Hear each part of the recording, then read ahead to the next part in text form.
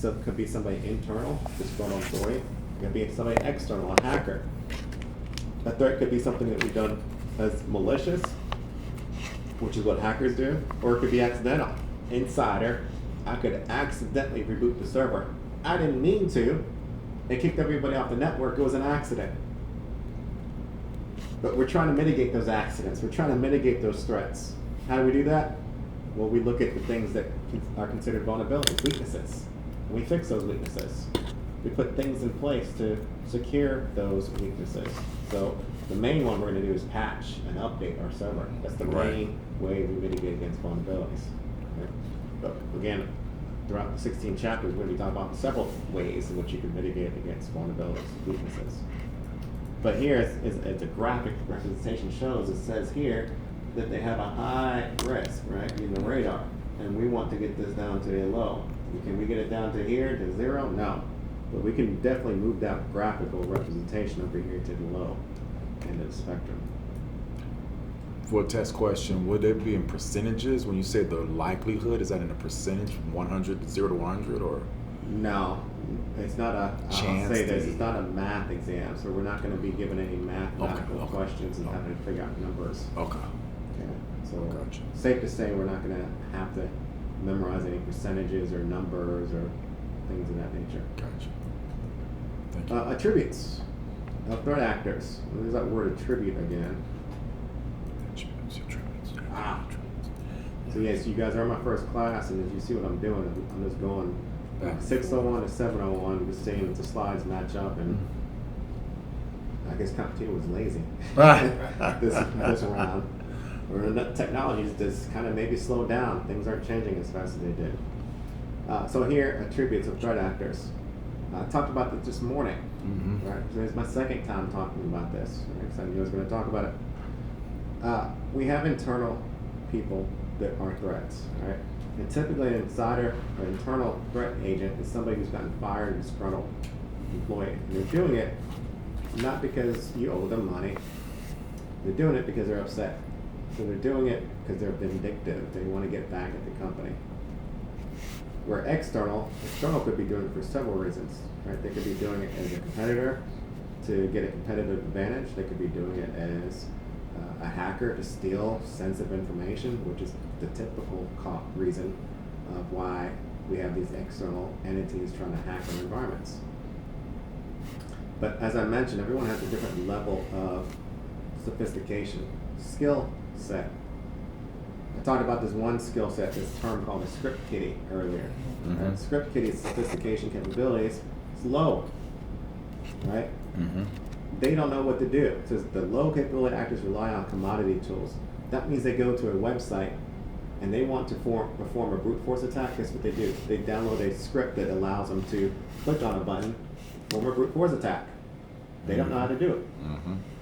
High capability actors, these are going to be the guys who are stationed by the nation. They are employed in China. You got 20 people in China that are hackers. Now they're highly sophisticated, meaning they're very smart, and they're not going to pay newbies to hack the United States government. So again, when they talk about military assets, they talk about top secret information. These highly capable actors are out there trying to steal top secret information. This book reminds me now of CASP. Because CASP would have, CASP is right above Security Plus. It would have little short paragraphs describing each of these concepts, very short. Our 601 had like at least half a page talking about some of this stuff, the little snippets. So would you recommend the CASP certification? So CASP, military needs CASP because that is what's called an IAM level of 2. This gives you like an IAM level of 1. So it's just entry level. These IAM levels are needed for specific roles. Mm-hmm. So CASP gives you a level 2, where CISP gives you a level 3. So if you're an ISO, information security, systems security officer, mm-hmm. or a CISM in an organization, like basically a leader, then you need a level 3. But if you're like this manager, supervisor, a level 2 would suffice, right? Or at least get you prepared for a level 3. Okay. As far as what I recommend it for what job, mm-hmm. I tell everybody the same thing, right? This is coming from experience being in the job market. piece of paper is not going to get you a good job. It'll get you your foot in the door, right? Just like it got my barber's foot in the door. CCNA, piece of paper, got his foot in the door. But guess what he had to do to keep his foot in the door? He had to make sure he knew his right? And what he did is he actually went out and purchased a lot of lab equipment, Cisco routers and switches. That's what I did. He set up a whole lab environment in his house. That's right. So he knows it now. Before, he could talk the talk, he knew the theory, he had the piece of paper, but now he knows it because he knows that he has to know it for his That's job. right. Yes, we do. They depend on him. So, do I recommend a CAS? Sure. Are there other certs that I would say will have more practical use? Right? Sure. Right? Piece of paper is not going to keep you at a job. Right? You can get hired, but if they find out that you don't know how to do half the stuff that came with that piece of paper, that's on you. So, no, I'm not going to hire somebody who comes into my business with a bunch of certs, but they have no experience on their resume, right? Or if I ask them a question, they can't give me examples of how they've done certain things in an environment and it actually makes sense.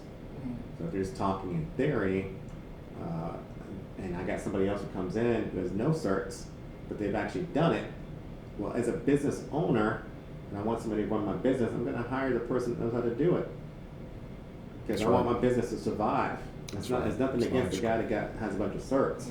It's just, I want my business to survive, so I'm going to hire somebody who knows how to do the job.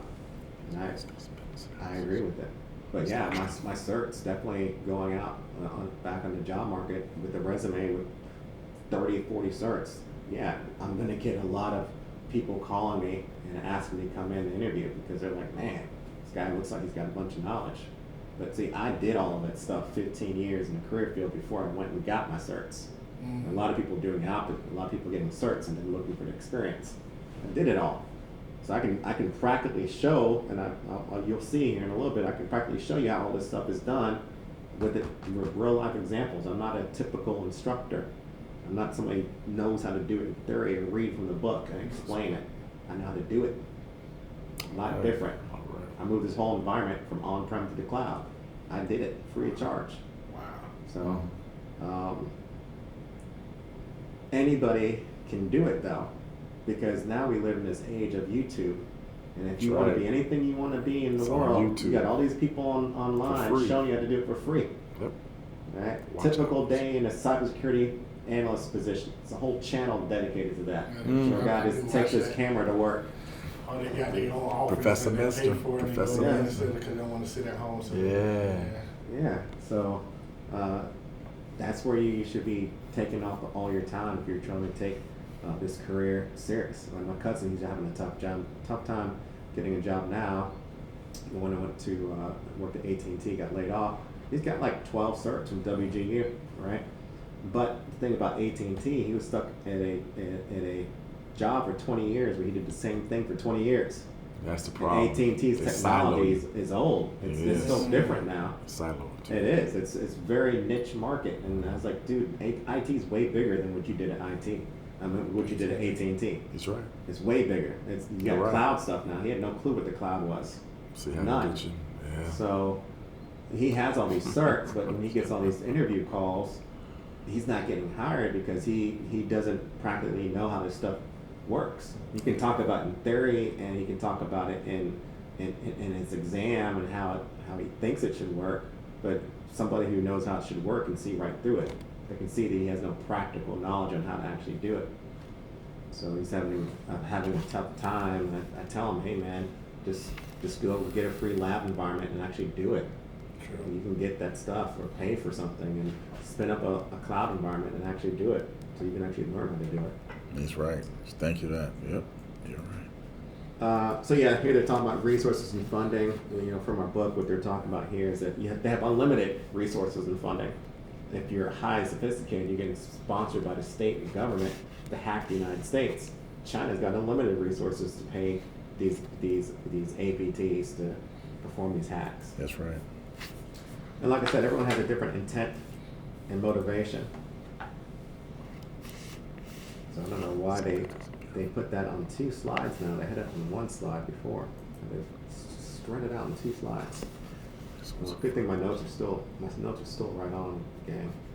What's the intent, motivation of ransomware? Or ransom.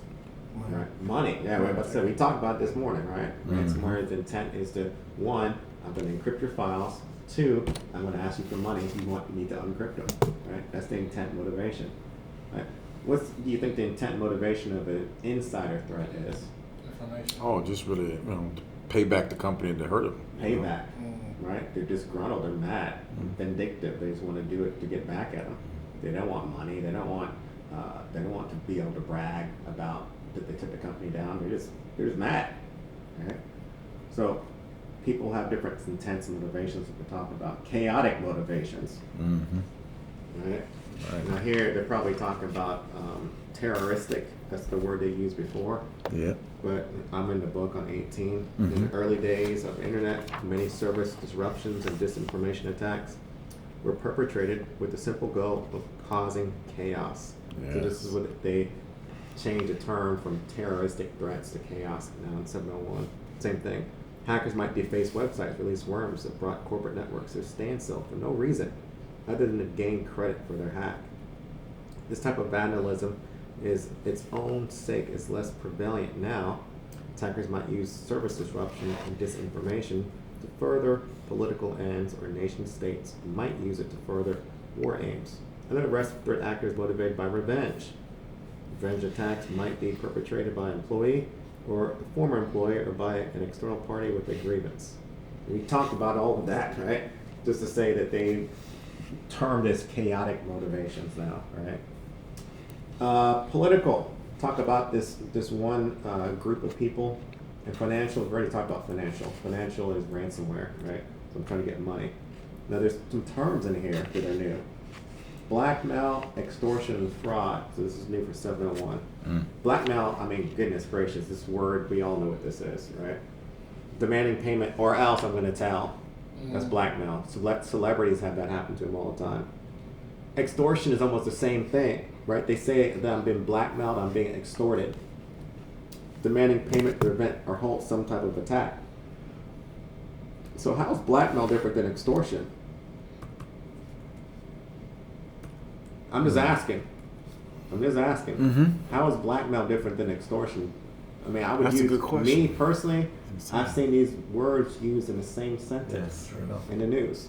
Yeah. I was being blackmailed. I was being extorted. Blackmailing is I have information on you, and I'm going to tell unless you do this. Extortion is the same thing. I'm being extorted, right? Somebody's getting money from me gradually, and if I stop doing it, then they're going to release information. So, to be honest, how could they ask a question and differentiate between the two in 701? I would love to wait and see. Well, I think I got one way right now. What's up? Lockbit is right now extorting Fulton County government. We're down where we got a system out for the last 4 weeks. Phones, networks, and they've sent out a blackmail, an extortion kind of email everyone saying if you don't put it was as of 2 days ago. If they didn't pay them money, they would put out files on the dark web. Yeah. And so of course right now, Mayor Dickens, our mayor here, he's like, gonna have to pay that money because this is a gang, a good gang. Lockbit's one of those hackers that are, the whole group is like undercover business, but they are, they're doing it legal, but they're doing it like a regular corporation. They're that good. And I want to be a hacker one day on the good side. So I kind of study that stuff, Yeah, that's But crazy. It's big on the news because I haven't heard of that. yeah, Fulton County right here. Yeah, if you go to Fulton What County company website, is it? Fulton County, Georgia, government agency of They Fulton. hacked the government agency? They just basically Lockbit is they have done some type of ransomware, as you stated, and they've got I'm a phone technician, so I do the So telephones. what you're talking about, we're going to get to, that's political motivation. Yeah, That's yeah. hacktivists. Yes. That's a hacktivist. That's definitely not blackmail, extortion. They're doing that probably because they don't agree with some type of politics that are going on. Mm-hmm. So if they're upset, and with the groups that do that a lot of times, since you kind of led us there, Yeah. called Anonymous. Yeah, that's another good group. This yeah. hacking group right here, the White Very good Mask, group. yeah, they will do hacks like that a lot of times. Political motivations, right? Yeah. Anyways, let's finish talking about, so blackmail, extortion. I find it hard if I was a Security Plus test writer to write a question that would be able to distinguish the difference between the two. So, you know, to me, like I said, both of these are, even reading the book, it says demanding payment to prevent. What's extortion? Demanding payment to prevent. It's the same definition. Come on, guys. All right, fraud. Fraud is falsifying records. So when we think about fraud, I think about identity theft or impersonating or masquerading, right? Or something in which I am tricking a person to believe that I'm somebody that I'm not. Right? Falsifying records, tampering with accounts. Right. On the next page, I talk about political motivations. I talk about hacktivists is a term. These guys here, I'll just close it already. Sorry. What if we type in hacktivists? If their picture will show up. Yeah, their picture showed up. They're the definition of hacktivists. These guys, anonymous. It's the definition of hacktivists. Let's read it. Hacktivists are groups of criminals who unite to carry out attacks to support political causes. But they're hacking the government. Obviously, they got to be hacktivists, right? They're hackers and they're activists at the same time.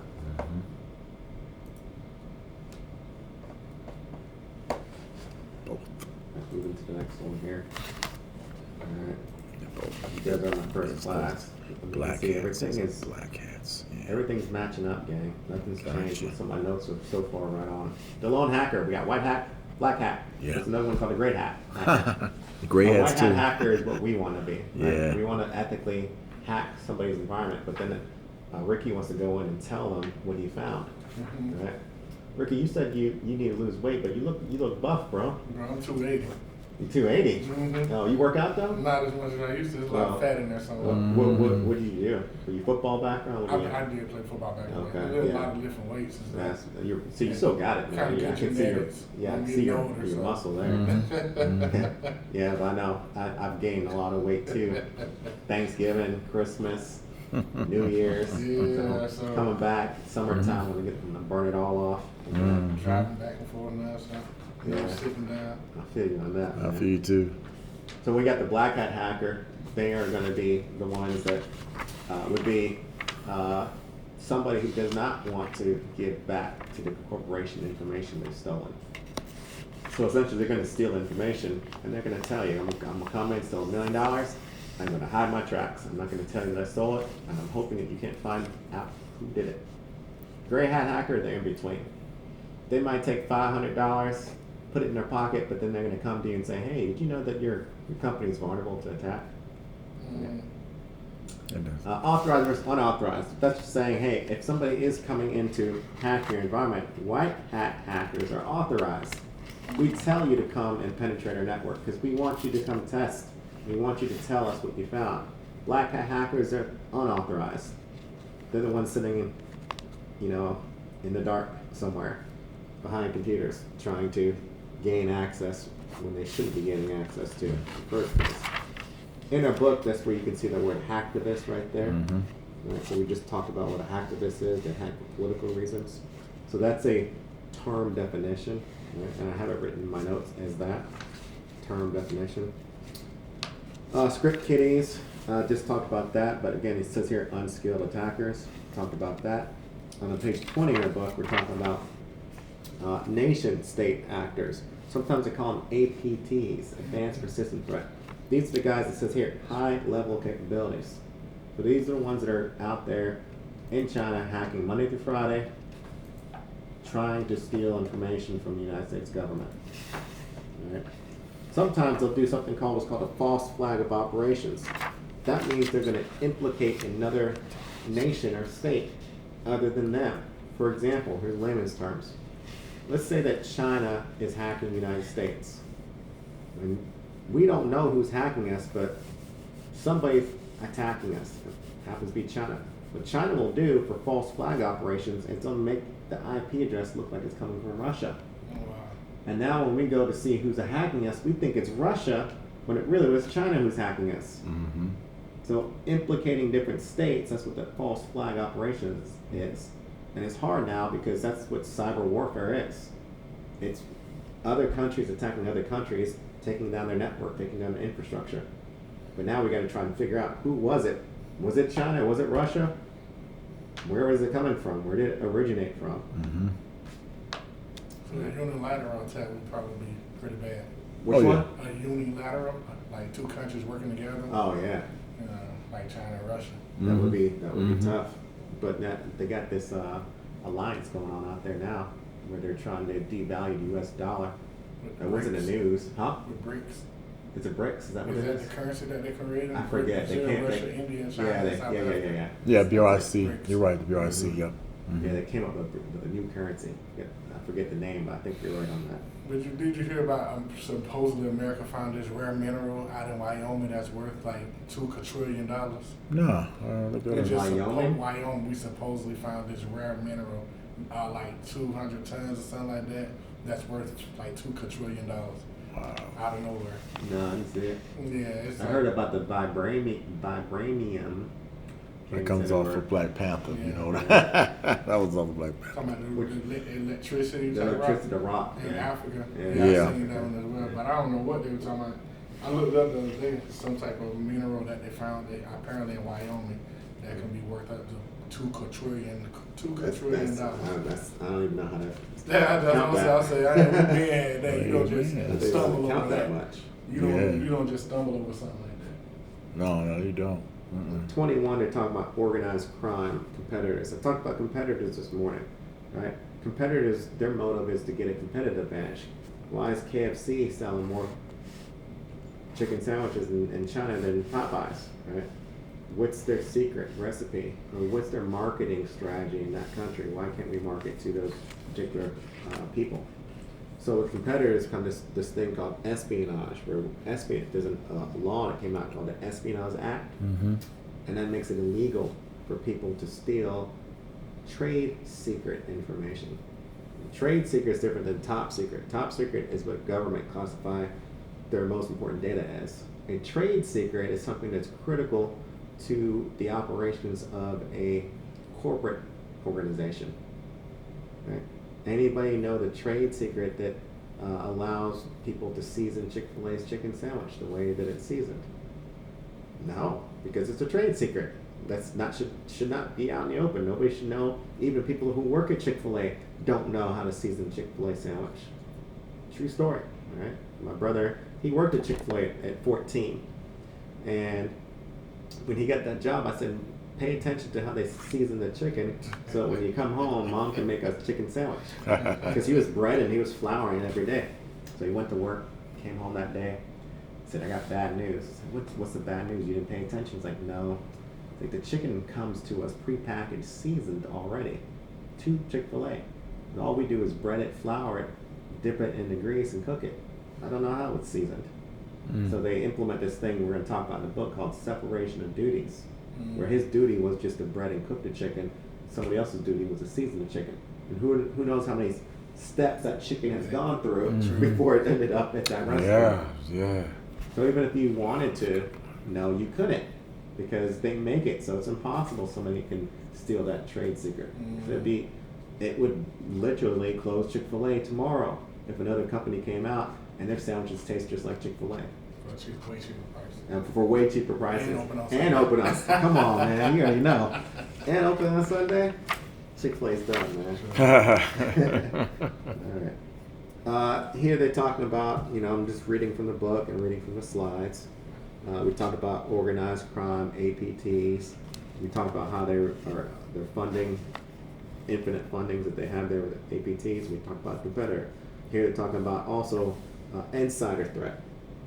So at the bottom of page 21, they say sometimes it can be intentional, sometimes it can be unintentional. So we know an intentional insider because they got fired. They meant to do it. They went in the back and they unplugged the server from the network. Unintentional is us when we get our Security Plus cert. We get our foot in the door, we get our first job, and then we accidentally do something that causes the network to go down, right? And for us that have been in the career field, we've all had these accidents. Right? Yep. Best thing to do, own up Fess to up it. to it. Say you did it, because guess what? It's a computer. They're gonna You're find track out it. who did it anyways. Non-repudiation. So you might as well just say, my bad, I did it. Non-repudiation. Won't happen again. I learn from it and move on. That's right. All They have this word at the bottom called shadow IT. I just went to the next slide, but we're still on the same page, gang. There's 2 slides for this page. Shadow IT is a term definition in the book. Shadow IT means that somebody has brought in IT infrastructure into my organization, and me as a help desk personnel, I didn't know you brought it in. This happens every day. We always have that one smart aleck that works in the office that says, man, your all's internet's slow. I'm bringing my hotspot tomorrow. And guess what? They bring in their hotspot, they hook it up to our network, and then I have my corporate data running through their hotspot. That I didn't know that you brought an unsecured device that's running my data through your hotspot. Well put on, yeah. So it's in essence, it's IT equipment that's hiding in the shadows because I didn't know that you brought it in, and that is now a vulnerability that you brought into my organization that I had no clue you brought in. Happens all the time, right?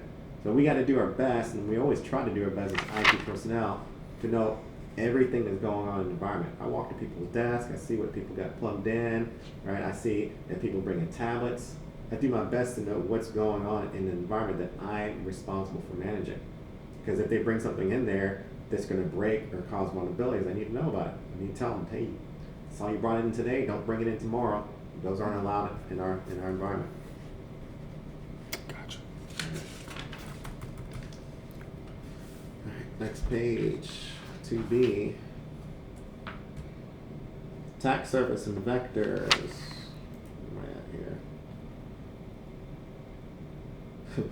You can see this is straight from 601. Attack surface and vectors. Same slide. We got some pictures here now. Biggie, right, but same concept. So attack surface and vector. I talked about that this morning briefly. I was mentioning that the number one, 80% of all viruses gain access in our network via how? Remember?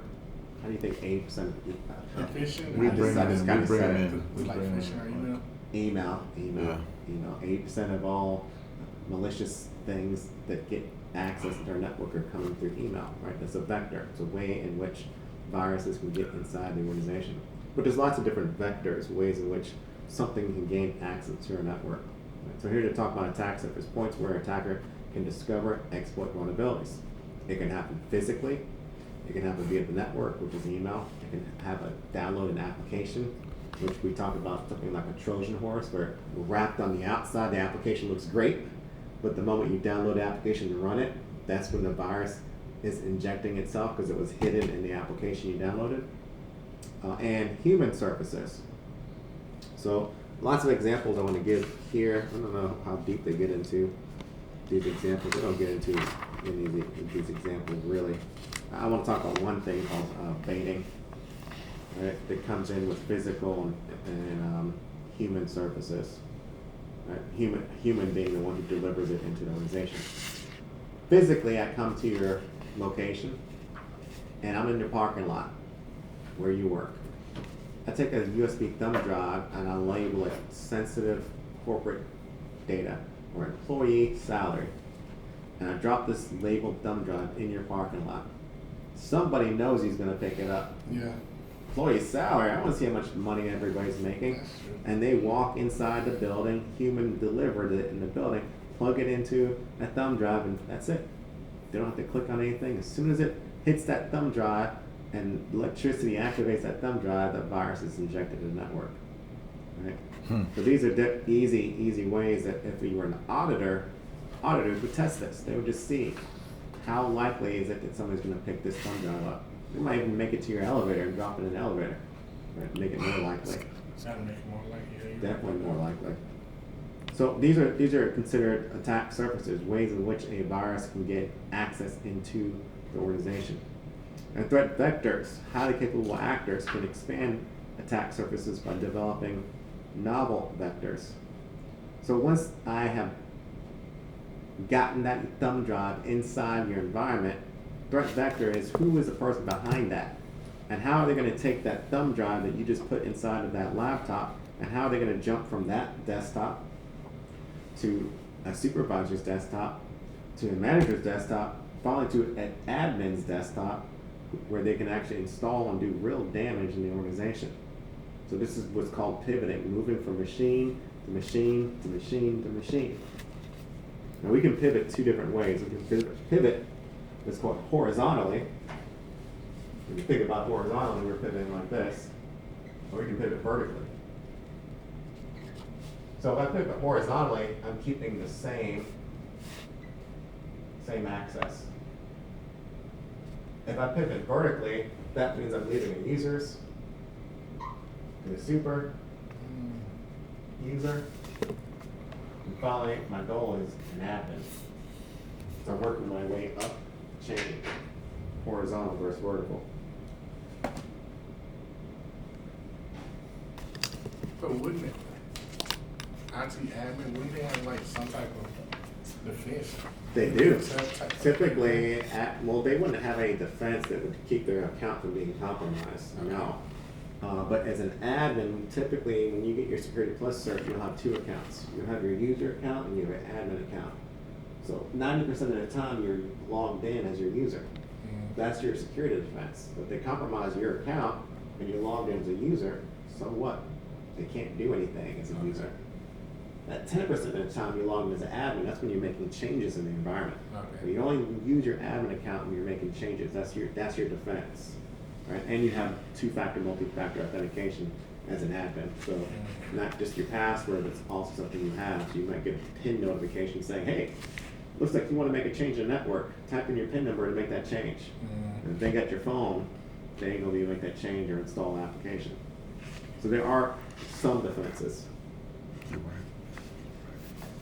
Vulnerable software vectors are on page 24 in the book. So first off, what's a vulnerability? It's a weakness. Vulnerable software, weakness in software, right? So as I mentioned earlier, what would we do to mitigate against vulnerabilities in software? Patch, update. It says here, delays and difficulties in patching. Maybe your patches don't happen as often as they should, right? And if they don't happen as often as they should, that is going to make it more vulnerable for that software to be affected. Nightly updates or weekly updates, which one is it? Or is it manual? You only update when you want. You keep on saying, update later. We've all done that, right? Your computer is shutting down when you like to install updates. Nah, later. I don't have time to wait now.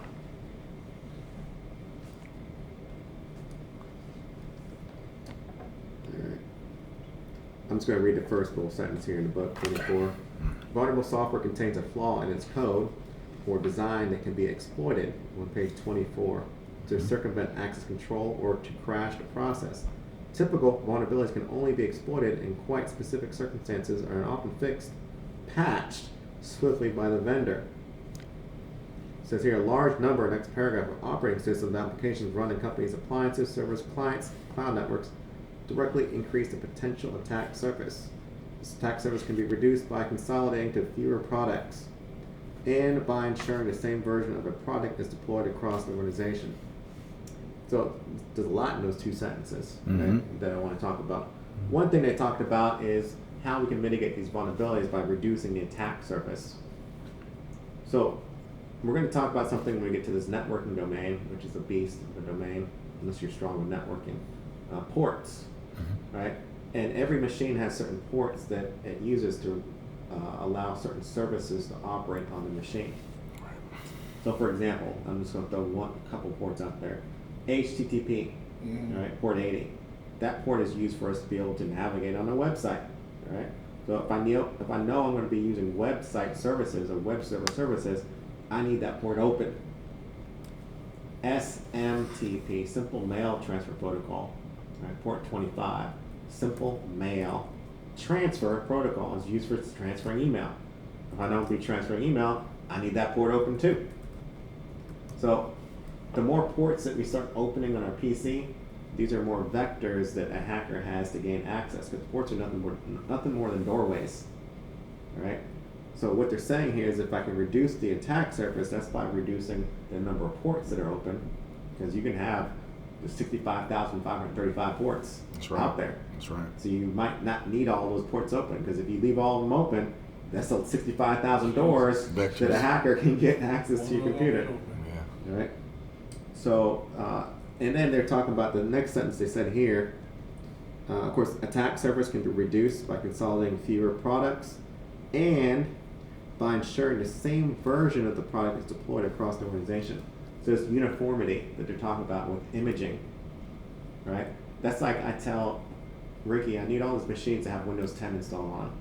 Now he could go manually one by one install Windows 10, but how is he going to make sure that each of them have the exact same version, exact same configuration? He could, but that's going to take him a very, very long time. And he, as a human, we're all humans. We have errors. We can miss something, and that one thing he missed is going to make that machine vulnerable because he forgot to do that one update, or to close that one port, or to disable that one service. So his best bet would be to do one machine, make sure it's completely secure, and take that image of that machine and then copy that same image to all the machines in this classroom. That's how we do all of our desktops. That's how they're all the same. All been imaged. That's what I understand. So imaging helps to have a secure starting point, what's called a baseline. Every machine's going to have the exact same operating system, exact same setup. And we know it's secure because we tested it on one machine, and that one machine was fine. To push it out to all other machines. Unsupported system applications. This we're going to talk about something called end of life. EOL.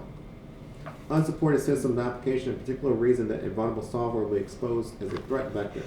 An unsupported system is one where a vendor is no longer develops updates and patches. So they call this, in the last book, 601, EOL, end of life. Windows 7, it's end of life. We don't get updates on Windows 7 anymore. XP, we don't get updates on XP any longer. Right? Windows 10 is going to be end of life in 2025, believe it or not. It's next year. So whether you like it or not, you're going to be forced in a corporation to start learning how to use Windows 11 because they're going to update to Windows 11 because Windows 10 doesn't get updates. I can't have that running in my environment anymore. Right? Especially if auditors come or if that's a government federal agency, they have to, legally, they have to get off of it. Yes, sir. But I'm running Windows 11 now. The main difference is you can see that my bar is moved to the middle. They're trying to be more Apple-ish. Yeah, I know, right? Now I have moved that bar over here because I was used to it being over here, but now I'm trying to get used to keeping it in the middle. I want to get used to how Windows 11 has set things up. But other than that, most of the things are pretty much the same. It's faster, it's better, it's nicer, snappier. So I just said, let me upgrade all my systems to Windows 11. My son's using Windows 11 now, and he didn't skip a dime from Windows 10 to Windows 11. Took him a day, and he's good. I think the hardest thing was getting used to the bar being in the middle. That's pretty much it, is what most users are going to notice. Right? Now there are a few other nuances where certain things, as a technical person, they've moved them around. They're not in the same place, but I can still find them. I can find them just like I always found it on Windows XP or Windows 7 when they made those changes. On the next page, I talk about client-based versus agentless. Again, we're still talking about vulnerabilities. So we can have two different types of vulnerability scanners. Remember, I talked about what a vulnerability scanner is. I come to your network as an auditor, I put software in your computer, and it scans your system. I'm going to get a 1 for low, I'm going to get a 10 for high. Now, I can't get 0 because I'm not going to scan a system where there's no vulnerabilities. So agent-based means that I've actually installed something on your computer. When it boots up, your computer every single day is going to run that agent to see, let me see if this computer is vulnerable. So as soon as I boot it up, if it sees that there's vulnerabilities, that agent's going to run and it's going to kick off and install to update any vulnerabilities in your machine. Now my phone, I can't install software like I can install on my laptop, so I'll have something called agentless on my phone. What happens is it will temporarily check to see if my phone's up to date, and the moment I disconnect my phone from the network, whatever software was used to scan for vulnerabilities, the software is going to be removed. It doesn't stay on there persistent. It's considered non-persistent. It gets removed at the end of the day. Gotcha.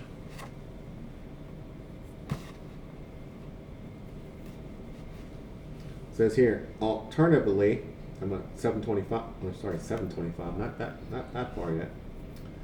25 at the top. Alternatively, the vulnerability management product might use agentless techniques. What's that going to do? Scan the host without requiring any sort of installation. Scan my phone without requiring any sort of installation, because I can't install software like I can install exe files on Windows. It doesn't work on my phone. Alright. Next slide. Talk about network vectors.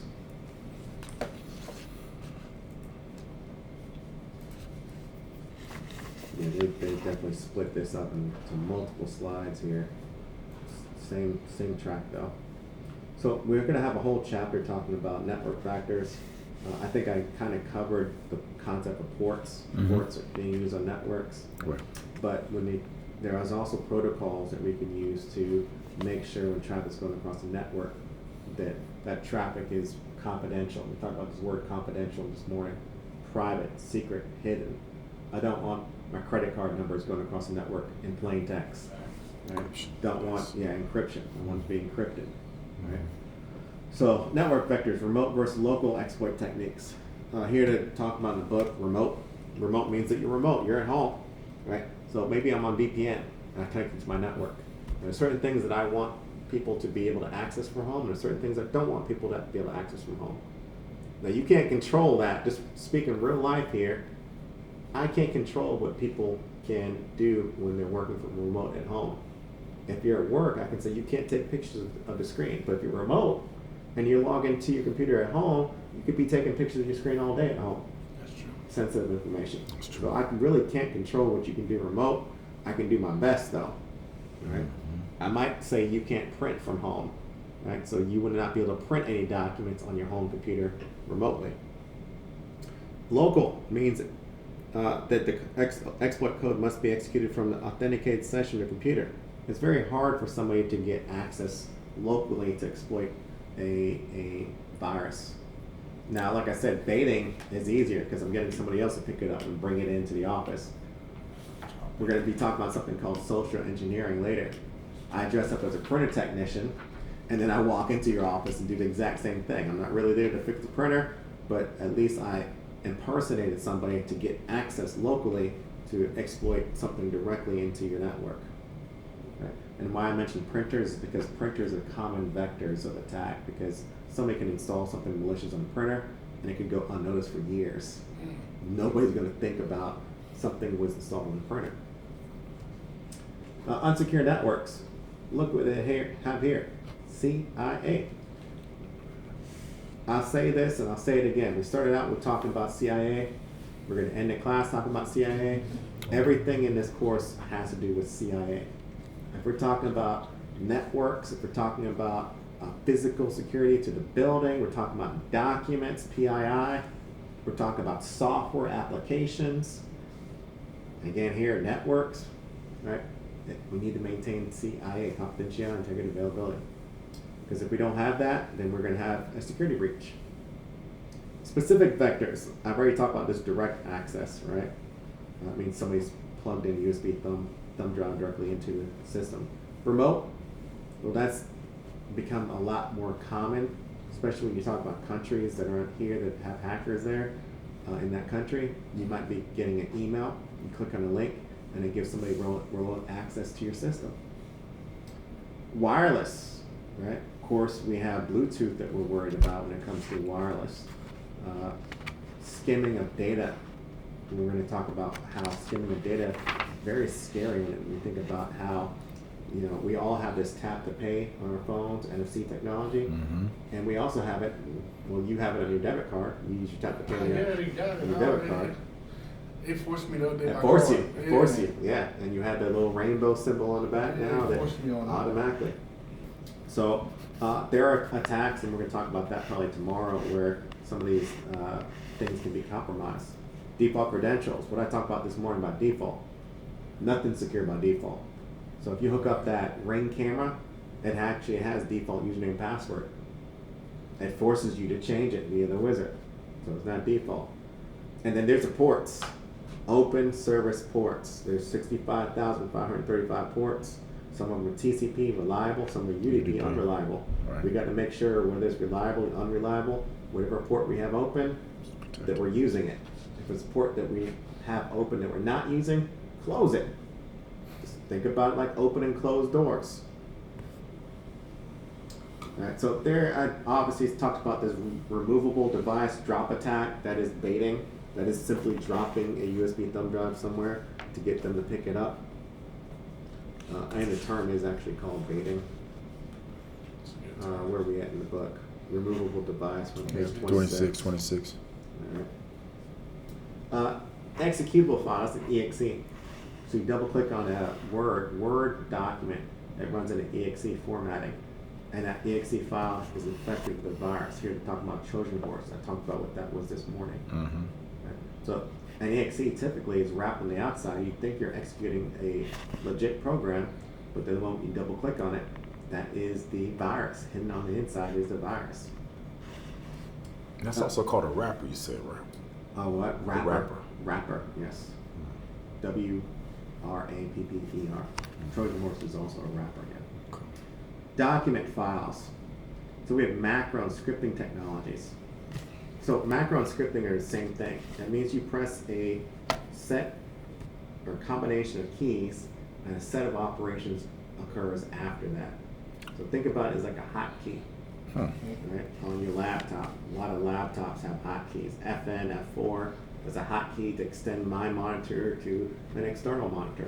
Yeah. Well, I hit that macro, and instead of it doing what it's supposed to do, extend it to external monitor, somebody has injected something in that macro that causes a virus to infect my system. Same thing for scripts. I think I was talking about Ricky creating a script to have all his machines reboot at 9 p.m.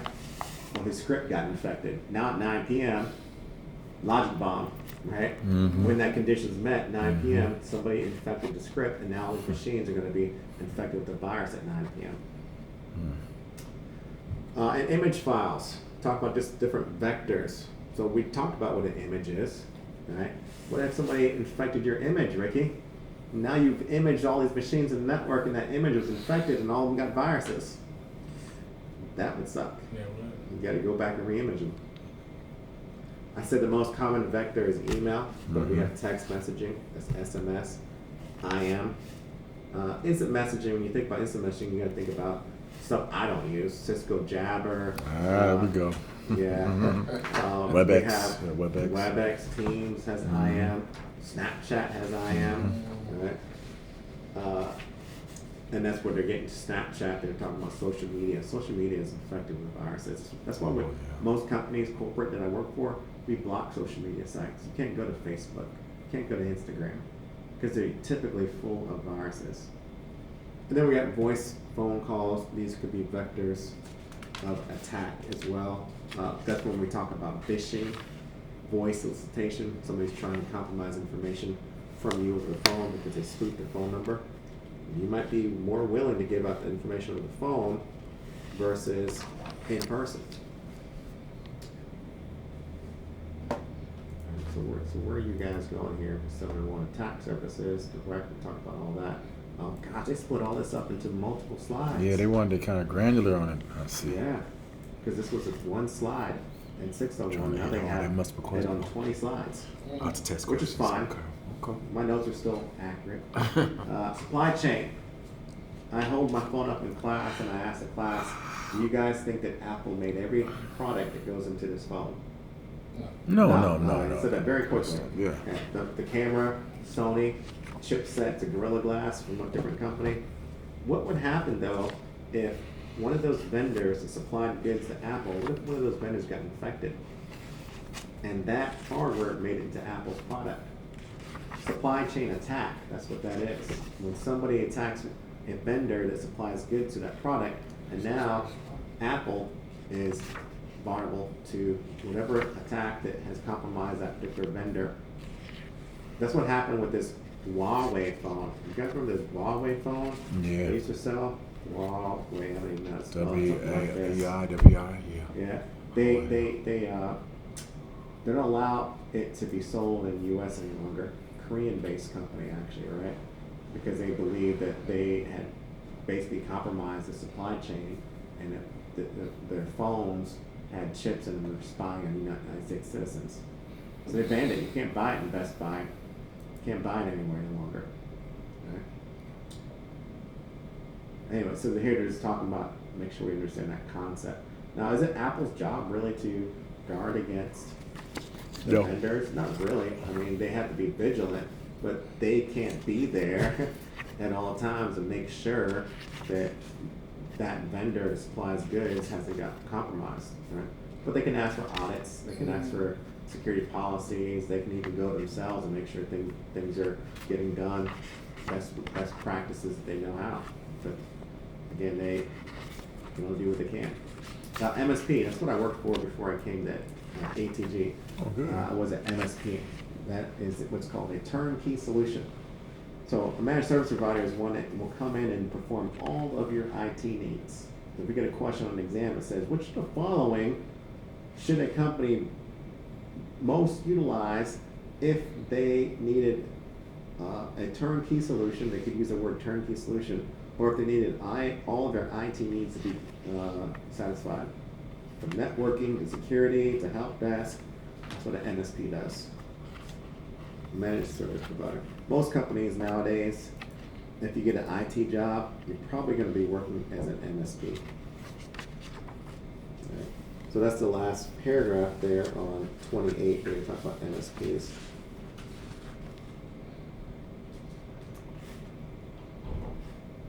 Yeah, see there's 3 definitions maybe that I want to go over here real quick. This supplier versus vendor.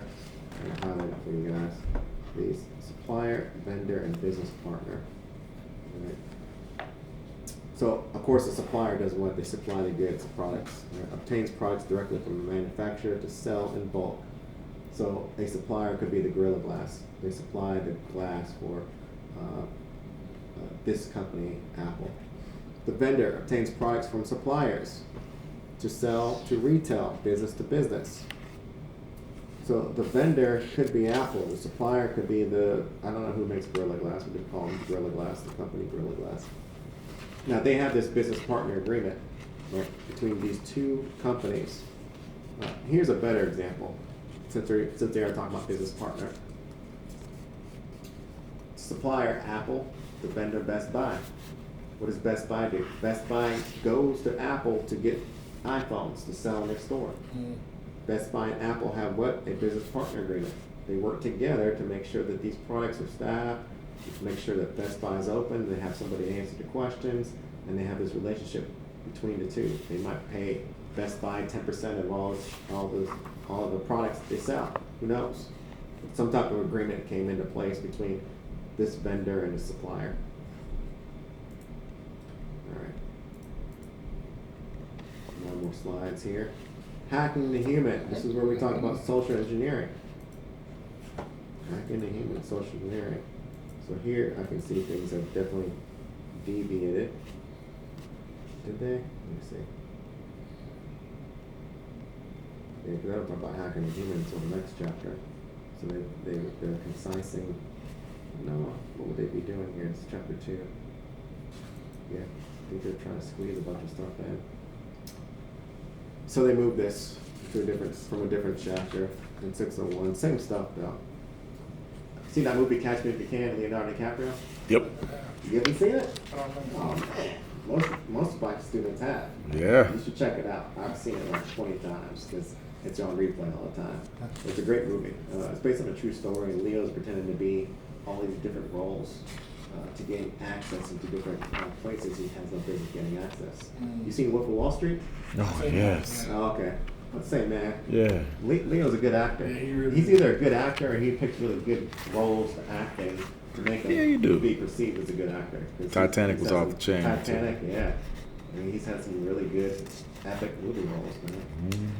But in that movie, he was pretending to be somebody he wasn't, based on a true story, and that's what hackers really are. They're perfectionists at social engineering. Page 30 in the book. Right? So, why did he do this? For this reason. He did it to elicit information, gather information on stuff that he has no business knowing in the first place. So I take you out to lunch. We talk about stuff you do at work. And all I'm doing really is I'm trying to gain information about people you work with, Sure. what time of the day they come in, when they leave, who are the big wigs at your job, what are their names, what do they do? all this stuff so that I can use it to gain access, unauthorized access, and I know the primary people to attack now that I was able to gain this information. So again, many possible scenarios, right? I persuade the user to, after I perform the social engineering, hey, this is good software, go ahead and double click on it and run it, right? Or I might contact the help desk and solicit information. I contact the help desk and I say that I work for the company. I started yesterday.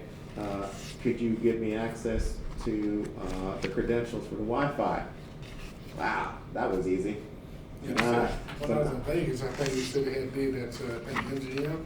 And somebody called the help desk and pretended to be like the dude among the big wig, and they just knew his name. And they changed his password for them. They gave them to change the password. And then they basically hacked MGM and was offered for like a ransom. Like it was that the recent one? The recent one. Yeah. Is that what happened? That's what they say happened. That's somebody on the help desk. Unbelievable, gave bro. Just password change. Yeah, because they were the whole MGM Las Vegas, all the casinos went down. Yeah. Wow. Because somebody just knew the name of the one of the CEOs. See, that's why I tell people, hackers are not the geeks behind computers like we see in movies. Hackers are perfectionists at social engineering. Mm-hmm. Right? And what would have prevented that? Training and awareness. Yeah. That's it. Yeah. The guy who was on help desk, dummy. Shame on you. I can't believe you did that. You should have known better. Right? But you'd be surprised, man. You got people working these roles and they don't know. They haven't attended Security Plus course. They don't know about how people Yeah, because I was do like, that. shouldn't you supposed to have like a computer that you're supposed to like come to do the training? Like you just sent the link to the person. And Right. Hey, that's a poor practice that they have. Totally. Chris, it ain't gonna be the same like that no more though. No.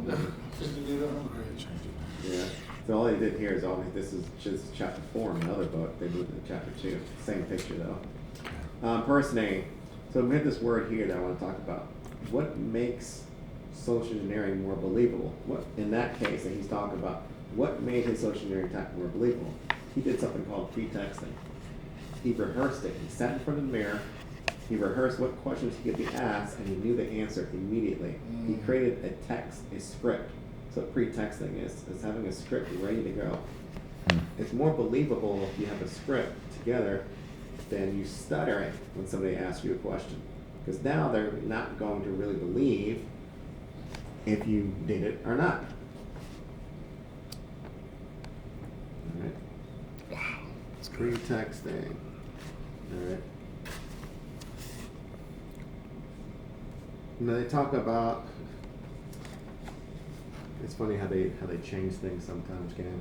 They talk about things that make social engineering more believable: persuasiveness, consensus, liking, coercion, threat, and urgency. Right, so they change these words around, and I don't know why they would have changed these words around, but it looks like they have these all mean the same thing. Persuasiveness, consensus, liking. Convincing the target that the request is a natural one that would be more impolite or somehow odd to refuse. Now, all these words do not mean the same thing. I'm just teaching what CompT is having us teach now. I want to talk about this word real quick. Consensus.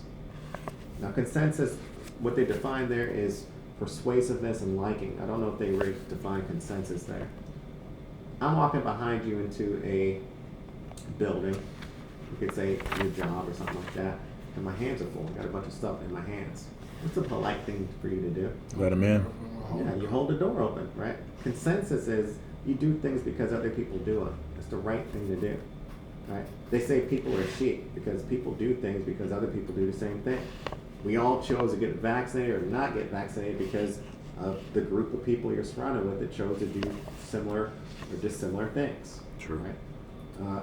I always say don't be a sheep, don't be a follower, be a leader, right?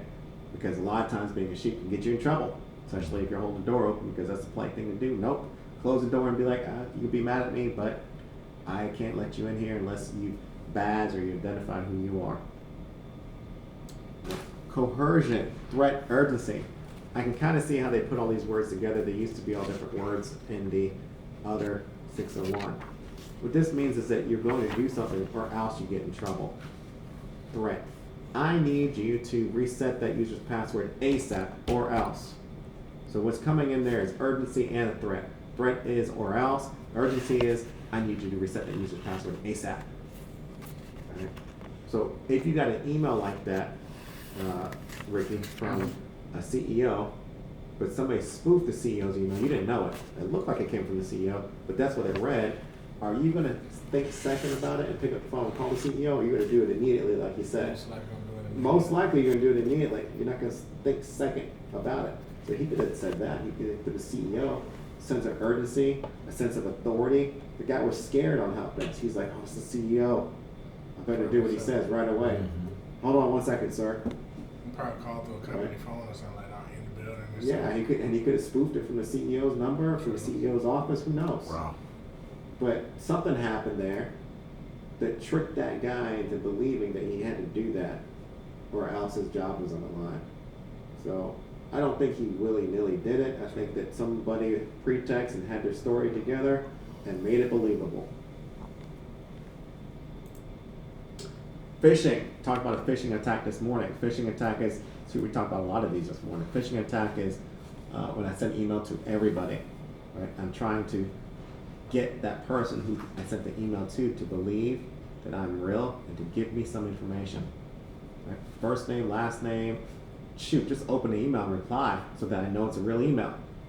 Right? That still is enough information for the hacker. Right? Stop emailing me, I know you're spam. Now I know you're real. Right? Phishing, voice solicitation. So I'm picking the phone up, calling you. Think about voice. The only difference here is email versus voice. They got text messaging, SMS for text messaging. And a farming attack, I think I mentioned, no, I didn't really mention this one this morning. Farming attack is when I send you an email and the link that you click on redirects you to a different link. So you can see this sometimes on, hey, looks like your Netflix account has been compromised. Click on the link to verify with you. You click on the link, you verify with your username and password, guess what? They just stole your information. And it might look like Netflix website when you verify your username and password, but they sure enough just stole your information. It redirected you to a different website. We did talk about this one this morning. Typo squatting. Yeah. Where we at in the book? No, Typo 30. squatting. We're on 33 now. 33. Yeah. So I did good. I kind of pick and chose stuff this morning, but I kind of did good. All right. And then here, I was going to talk about this one this morning, but this is a nice long story. Water hole attack. I went over it. I mentioned the word. I said, we're going to talk about what a water hole attack is. So here's my story, how we can remember a water hole attack. Of course, the definition's there, but I got to make it so you can remember, memorable.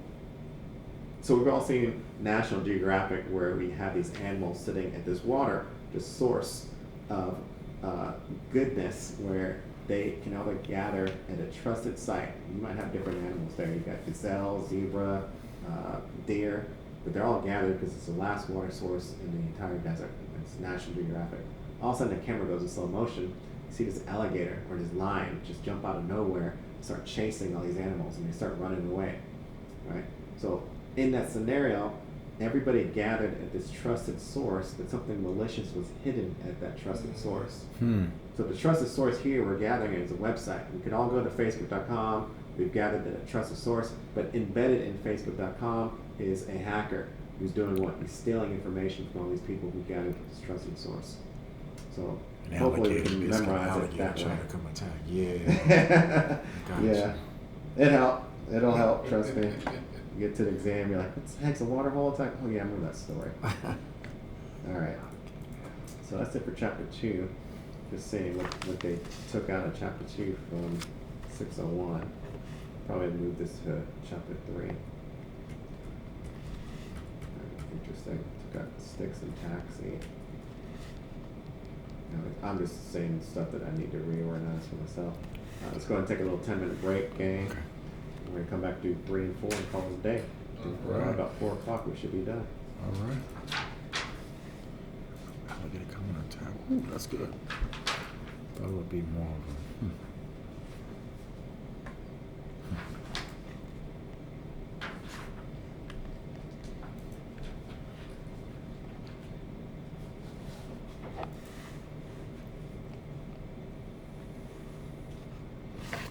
So what type of virus could do that? What would be at a Facebook to attack people that come at Facebook, for example? You get Metasploit. Metasploit is a hacking tool, and on that tool, or Kali Linux, you have water hole attacks that you can use on there.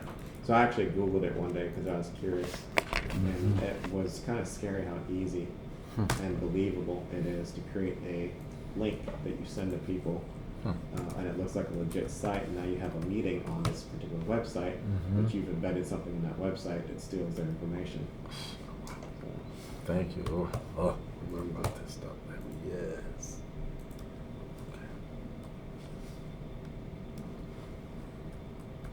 so you said you're here tomorrow? Yeah, I'll be Wednesday, Thursday, and I'll be back on. I'll be off tomorrow, but I'll be back on Wednesday, Thursday, Friday. What are you doing? When you say you plan on doing remote? Tomorrow. Tomorrow? Yeah, Okay. tomorrow. We'll send you A link. right now. Okay, gotcha. Thank you. Yeah, this is good. I gotta come in here. I'd rather be in here than be in my house. Yeah. What was it again? Something blue. Oh yeah, BISHOP, Bishop Blue. Bishop. Yeah, the word Bishop Blue, one word, 1914. 1914. At gmail.com. Here we go, Professor.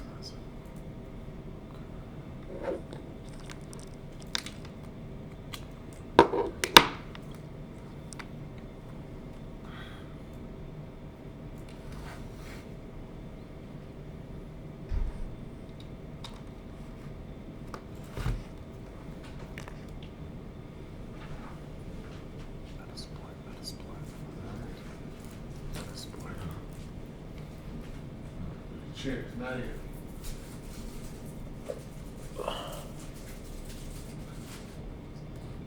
So brother, so yeah, man. So you work at a VA full time? Mm-hmm. So are you gonna be doing like security for them? Well, right now I'm just a medical assistant. Okay. So, because I recently graduated, so I'm trying to switch over. Okay. But Okay. yeah, just I can get on with them, but I kind of want to not work for the VA. Oh really? Precise. You can set your enemy. Okay. Yeah, I want to. We're going to private sector, or you want to go gov too? I want to be away from the VA for at least 2 years because I want a contract, Okay. like veterans.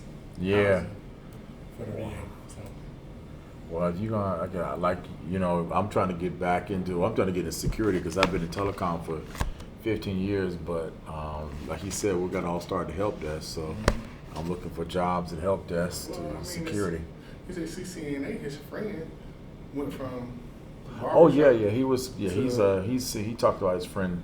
I'm a CCNP, but in a different specialty. There's like 5 different levels of CCNAs, and there's. Let me show you because you probably might not know this, but if you go like to Cisco.com,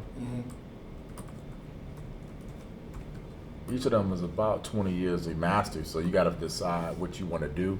He probably went enterprise. Enterprise deals with computers, the networks, routers, switches, up in the air, wireless access points, Wi-Fi, all that good stuff.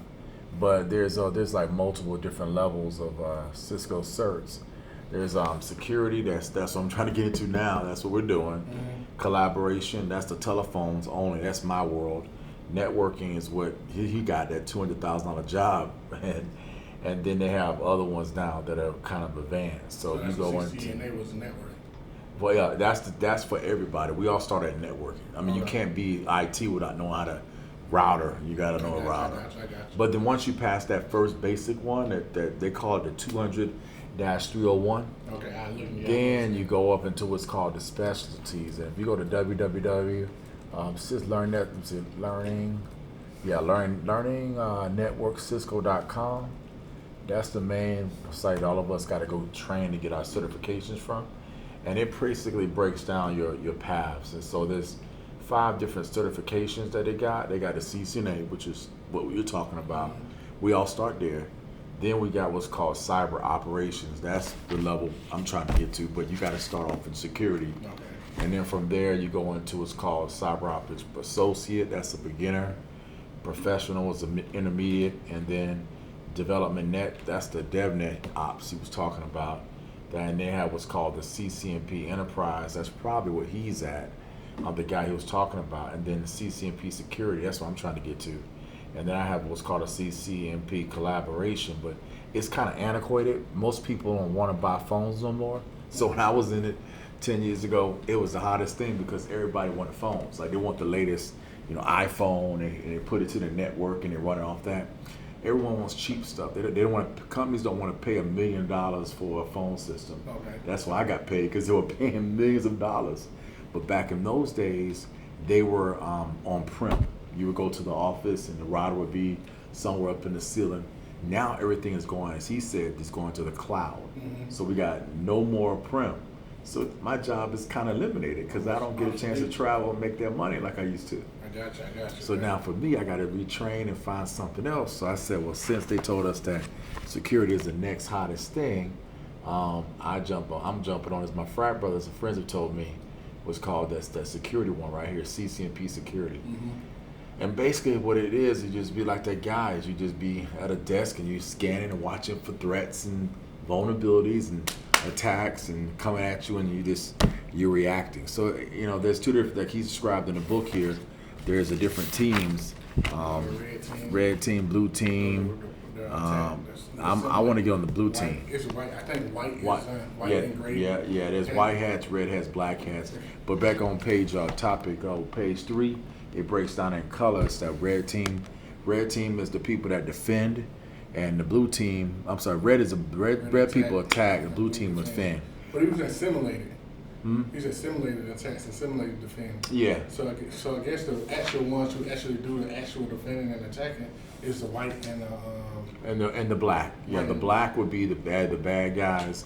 I want to be a white hat, the good guy. The white, yeah. So unfortunately, to get to that white hat level, we gotta pass these certs.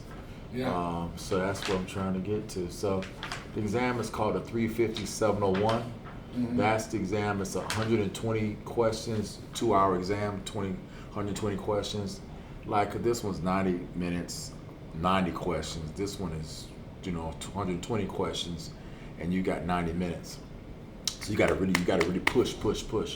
And the exam topics is pretty much similar to Security Plus. So once you get to Security Plus, you get to really build on the routers and the switches. They have what's called Meraki switches and stuff, which they like, as he talked about, they block ports, and you hit those ports and you have to put in a certain key real quick or certain commands to make sure that port is open, that one's closed, that one's open, that one's closed. If you got 24 ports, it's 24 different commands. And then you got the exam where they have more of they give you a fake router and you go in and you configure it in 10 minutes. You gotta know all the steps. So it's not just mental, because the book is this thick, but it's also that practical. Like he said, if you don't know how to do it, but you know the book, you ain't gonna win, because you gotta know the book and you gotta have the experience. So that's why I'm trying to get that experience, because I got booked, but it's a lot different if you haven't practiced. So they got 4 exams now. Ooh, they got a new exam out. Wow. So we always got an exam every 3 years. Wow, they have, wow. But even like you were saying, you don't have to actually take the exam. You can just renew.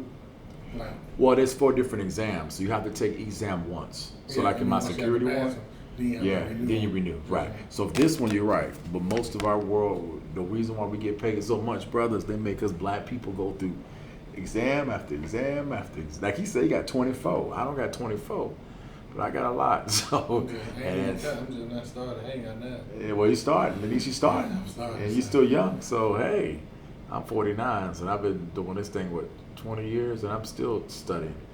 So it just never stops, man. It never stops. So yeah, and the way they make us, they always update the new test, like 7.01 versus 601. Mm-hmm. They do the same thing over there too.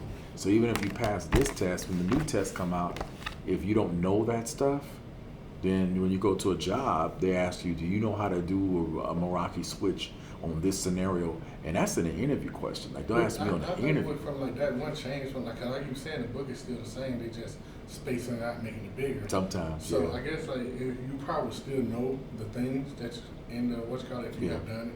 Just because it went from 701 to 801, you probably still know. But they might be just like 1 or 2 things, or maybe even 10 things that they added to the new book that you. So I think you probably still get the job, but you know what I'm saying? Probably just with training. Well, you know, I do this. I'm sitting there watching my boy Professor Messer, and I get on him. I've been watching him probably since 2016-ish, and he's gotten better and better and better since 2016. And so, 100 was how many people? 850,000 people have watched this guy. So if 850,000 people that in IT watched him, I guess it's good enough for me to watch. So I've watched him for years, and he's really good. He did this the 601 version, so I'm comparing the 601.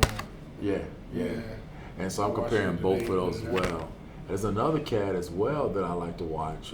I got tons of them, but as you probably already know, there's always, we make money because I have my own channel. Do you have your own Cisco channel too? Mm-hmm. You should make your own channel, man, because when you make your own channel and you start teaching stuff, man, that's how I got jobs. I got jobs because they look at my channel and say, oh, you do know that, and that kind of gives you credibility. It's that whole CIA triad, you know, that confidentiality, that integrity part, that big old integrity part. So you know, YouTube is free. Make your own channel, and once you make your channel, if you got a special, like you said, vet benefits, man, you can be an expert in just doing vet benefits. So this is my Cisco collaboration channel right here from my job, and I try to put out stuff that's only Cisco based. So for me, I'm trying to build up my channel. I only got like what I got right now. That's not that. That's the other one. Hold up, that was the wrong one. Let's go back. Yeah. That's the right one. Yeah, let's view my channel. Yeah, I've only got right now 3 subscribers, so I'm still working and building up. But once I get my stuff in there, I'll be able to put more stuff in. So like in my world is more about telecom and stuff. So, but I've connected to a lot of cats. So I got a good deep friend list of cats that who knows this and who knows that, and all of us are like interconnected off of YouTube. YouTube is the game today. So Professor Messer, I like him, but I also like this black guy who is a top-notch Cisco CC security guy. I'm not sure if you're going to stay in security. Security is what I'm thinking about saying. Yeah, if you're going to stay in Security Plus, man, this guy right here is off the chain. He's a black guy. He got like 10, 15 certifications. Where he at? Yeah, that guy right there is good too. Inside Cloud and Security, he got a great channel as well. Okay. I spent a lot of time on his channel. And, which one? This is this white guy here, Inside Cloud and Security channel. What's his name? Is that Serrera? Anthony Serrera or something? Let's see. What do they call him by? Well, he's got over 65,000 subscribers, but I never cared about his name though. I just listen to what he's saying. I get my own YouTube channel going one day. I was telling him, I was just telling him that. I said, you need to. That's how you getting on. You see your reviews, man. That's how you getting on, and that's legal. You can work at a company and build your own. It's nothing against the law doing that. The last guy that was here, he actually has his YouTube channel going. I'm watching him, and I know him way better than him. He's the epitome of a boring instructor. But he's got 10,000 subscribers already. We were just talking about it, yeah. He just started. I'm like, golly. People just right? I mean, everyone wants to learn. It's never ending. 10 years from now, you're going to have people that are just now turning 15, 16 that want to get Security Plus. This career is like one of those hidden gems that I never thought of when I was going to IT. Because I'm always going to have a job. Right? But think about it as being a teacher. I just never thought that was going to be my career path. Yeah, I'm surprised, man, because a lot of cats want to be a SME. I've been a SME my whole career. Yeah. And going into teaching, I never thought it either. I'm like, why would I want to teach? I had a guy at my last job. He worked at Atlanta Institute, the one that lost its accreditations, I think. I forget the college name, but they lost their accreditations. It's a big college. And he taught Cisco courses, and he was telling me how much money that you can make teaching as a college professor, especially when you become like one of those big college professors at a big university. They actually give you a stipend, $20,000, $30,000 stipend that you can use in any way you want. Right? And people were buying condos in different places and stuff. I had him as a contact, and then when we stopped working together, like I guess they could change his number, and like I don't know, he disappeared. Social media, number, email, I cannot get contact with this guy any longer. But he was there working help desk, but he was way overqualified for help desk role. He came in and he was on the board every day. He had network diagrams drawn out. I'm like, dude, how do you know this stuff? He's like, I used to teach it. This was way before I thought about teaching. I started teaching kids at that time, kindergarten, 5th grade, IT stuff. And then I liked it. I actually liked teaching kids more than I liked my real job because it wasn't stressful. I didn't have to fix anything. And then all of a sudden, I tell the story to the class all the time. It was 2 a.m. one morning. I was on Craigslist, and I came across this posting for ATG, and that was it was 2019 was a time of my life where I was like, I need to change something because I want to get paid like my boss is getting paid. I want that dream job, and what do I need to do to make my resume pop so that people are going to call me? And everything came down to cert. This cert's required, this cert's required. So I'm like, I guess I never left school. But this job popped up at 2 a.m. where it said, if you come work for us, we will give you this cert, this cert, this cert. And every cert I was reading, CCNA, I need it. Security Plus, Net Plus. I need that, I need that, I need that. Wow. And I was like, all right, let me just apply. I almost didn't apply. It's like, let me just throw my resume out there, see what happens. It's like, I don't think I want this job. I don't think it's going to be paying what I want. Let me just throw it out there. Very next morning, the guy called me, the boss, and I asked him one day. I was like, what made you call me? He's like, you're just in the right place at the right time. Wow. Your resume popped up, and you were the first person I called. He's like, that was it. Right place at the right time. So definitely, God called me to be in this position. Amen. 100%. Amen. And I think, like when my last boss told me, he's like, I think you found your calling. I think that's what you were here to do, is to educate and train people, do it in a fun way. So here I am. There it is. Still, 2024. And it still don't feel like work. Wow. Literally, I was over there talking about my vacation next week. Wow. Teaching vacation. Because I ain't going to be on vacation. Oh, man. Living at a hotel, eating for free, driving rental cars for free. It's a good life, man. I know that's right. All right, so chapter 3. Wow. They definitely moved things around. Chapter 3 is talking about cryptography, and that's chapter 5 and 601. They jumped it early, right? They jumped there very early. Now, yeah, because here we're talking about security assessment, so it looks like I'm going to have to move my notes around a little bit. But my notes are still accurate, it's just that things have moved around a lot.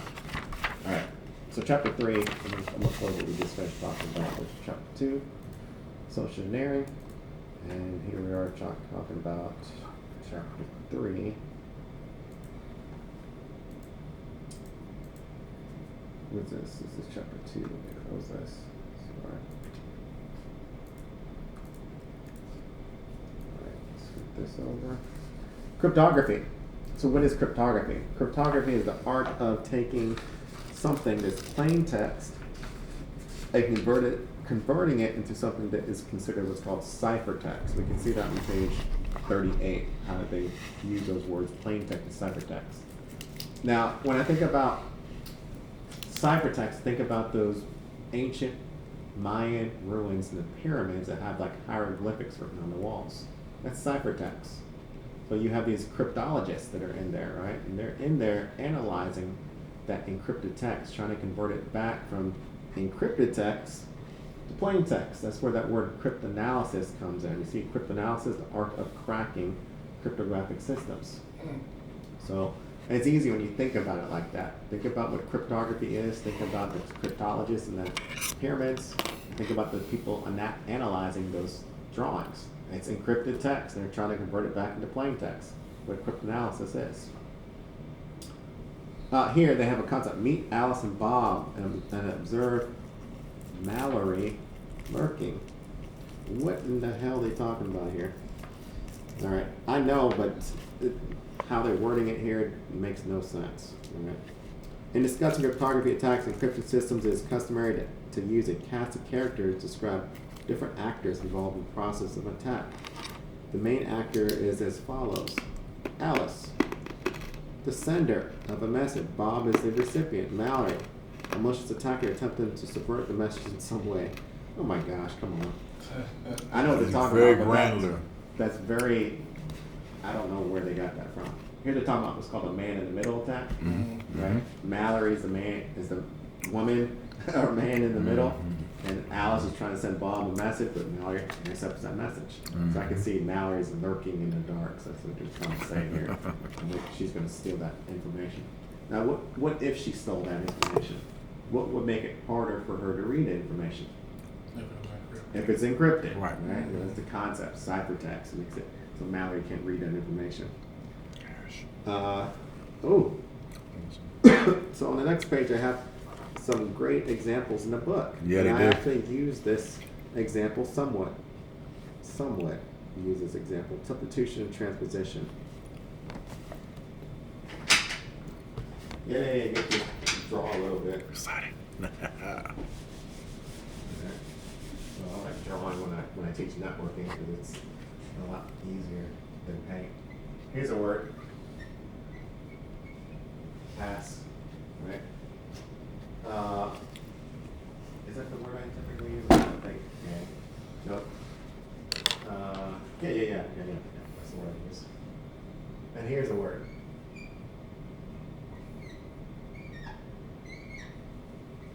So what I've used here in this scenario as a B is what's called substitution. I've replaced this letter P with an S, this letter A with a D, S with a B, S with a B. Now you wouldn't know the key, so I just gave you this text and I said, hey, I want you to reverse this back into plain text. We're writing notes in school as kids. And I gave you this coded letter and you had to revert it back. I said the key is something called ROT 3. I'm saying ROT 3, I'm drawing an S. ROT 3. ROT 3 means you rotate over 3. Third letter in the alphabet from B. It's S. Right? We also have something called ROT 13. What do you think that means? Go 13 Rotate characters. over 13. These are examples of what's called a Caesar cipher. The Caesar cipher just means to substitute. This is what's called a substitution. Substitute. And again, the key is ROT 3 or ROT 13. I know what to substitute this letter for this letter. Then we have something like this.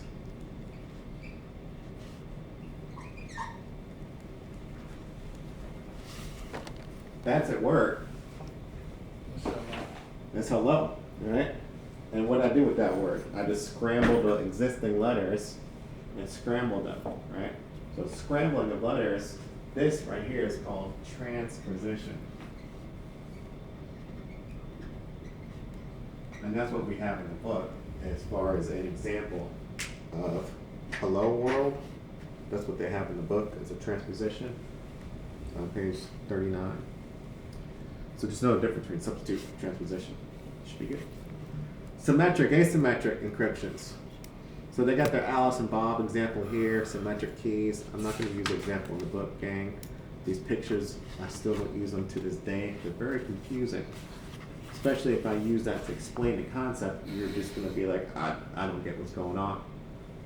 So I explain it in a simple way. Get up front of class. We have these two types of encryption, symmetric and asymmetric. Symmetric is one key. So I go to this door over here, and I have this one key that I can use to lock the door, which is going to encrypt. It's going to hide whatever is behind this door. And I have the same key I'm going to use to unlock the door. It's like your house key. Same key I use to lock the door, same key I use to unlock the door. Symmetric is a one-key system, right? Now, I send you information over the network. I encrypt it with the key. When you get it, I'm going to give you the same key, and you're going to use it to decrypt the message. You can read the data that I just sent you. So we actually what's called share the same key with symmetric.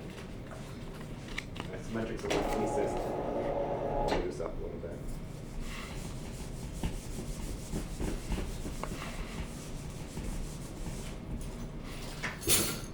All right, so here we got symmetric. No, this one's not the one.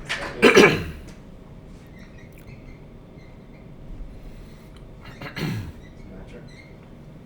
Symmetric's one key. Symmetric, we share the key. Alright. With symmetric, since we share the key, we cannot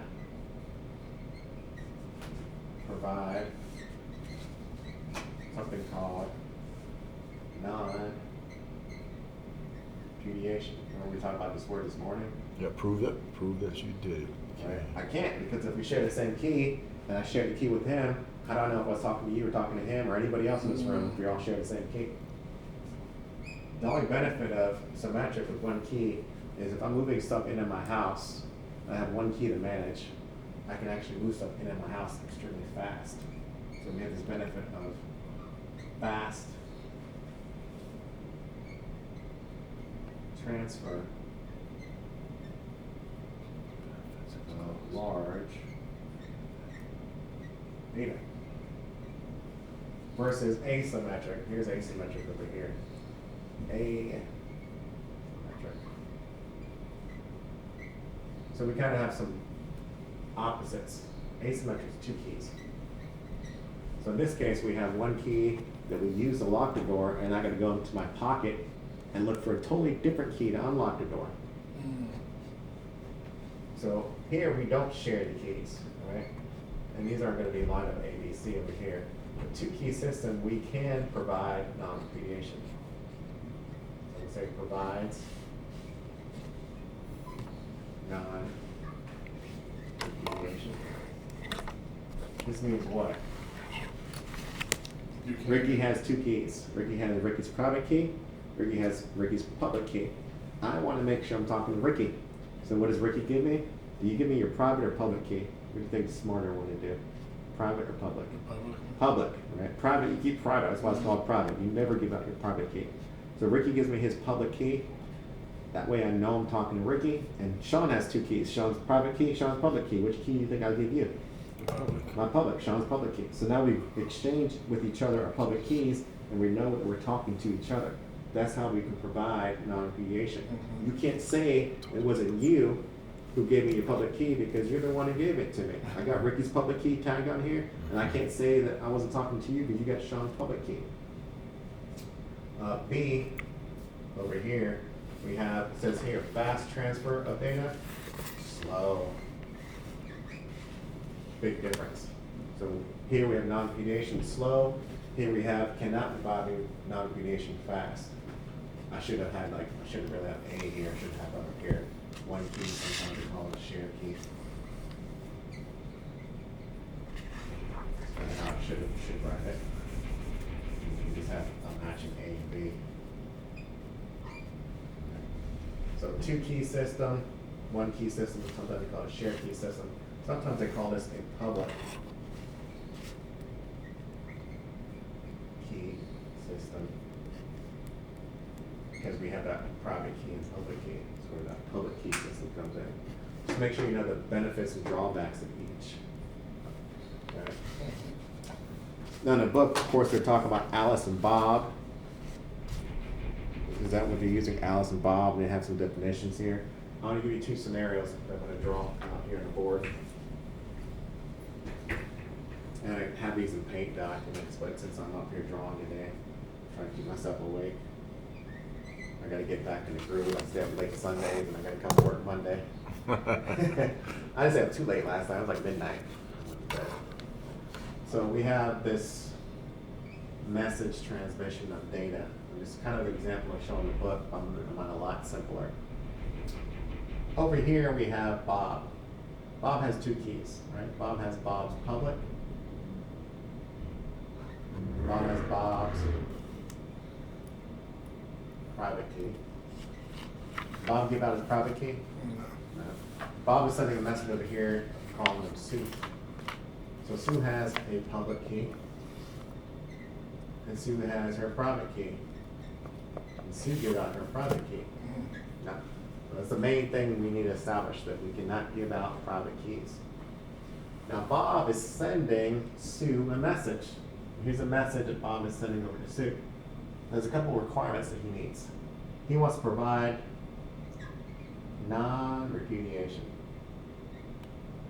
So that means he wants to say that I'm the one who sent the message. He wants to do what's called digitally sign the message. DSA, digitally sign algorithm. Digitally sign is essentially you taking a signature and you signing a paycheck, except we're digitally doing it. Mhm. So he wants to prove that he's the one who sent it, and he wants to prove that he cannot deny he was the one who sent it. He also wants to encrypt it. Encrypt. Oh, his teams. Yeah, and he wants to also make sure that he can maintain authenticity.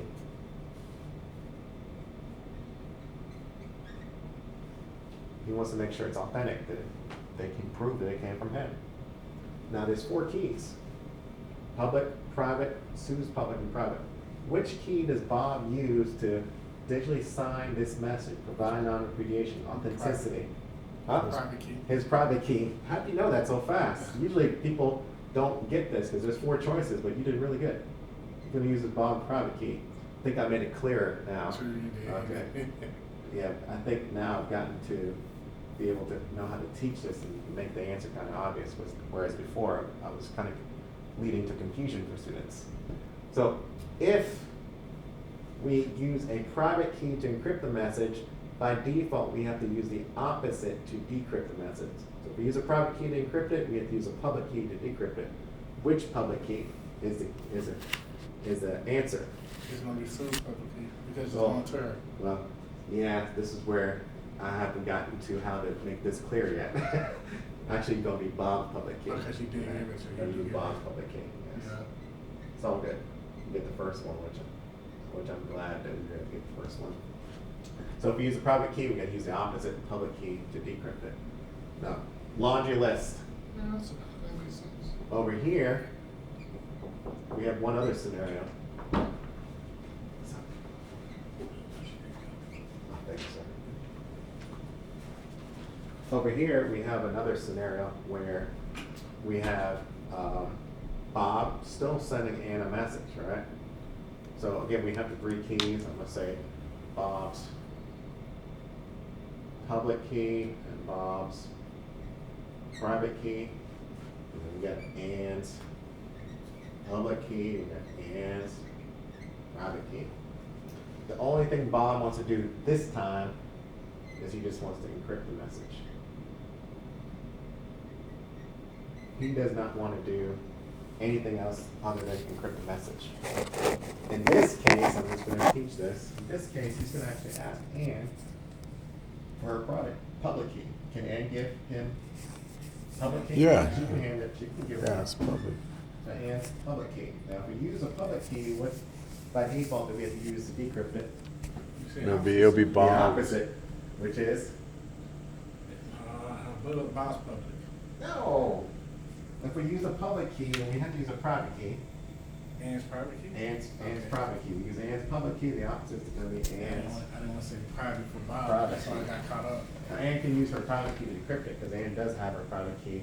Ann can use her own key to decrypt the message. Okay. And I use that at work, and I don't know how you. Probably do use it at work. Most people do, and they try to correlate it to what they do at work. But I've And- never seen it like this. Yeah, and the thing is, I have a difficult time explaining how your particular environment uses this encryption. So I can never say, well, as an analogy, well, this is what you do at work, because I don't know. Everyone has different encryption protocols they use at work. But that's what the examples in the books are showing, right? On page 39 and on page 41. But like when I encrypt a message at a job, I have to type in my password to what's called on Outlook. Then I send it to someone and they type in their login from the CAT card to open it. So they use their own PIN number when they log in. So it's my private and then it's their private to open the same message. See, and I don't want to get into explaining how your job does things, because I don't know how your job does Yeah, things. I think that's what confused me when I answered her. Yeah, I think I just want to keep it to what the book wants us to know for the exam. Because if I start talking about how your job and try to relate it to this, that's going to lead to confusion, I got you. especially for other people, because they don't work in that environment. So we'll just leave it. Unfortunately, here we're just going to leave it up to theory. Yeah, I got it. Theory is how it works.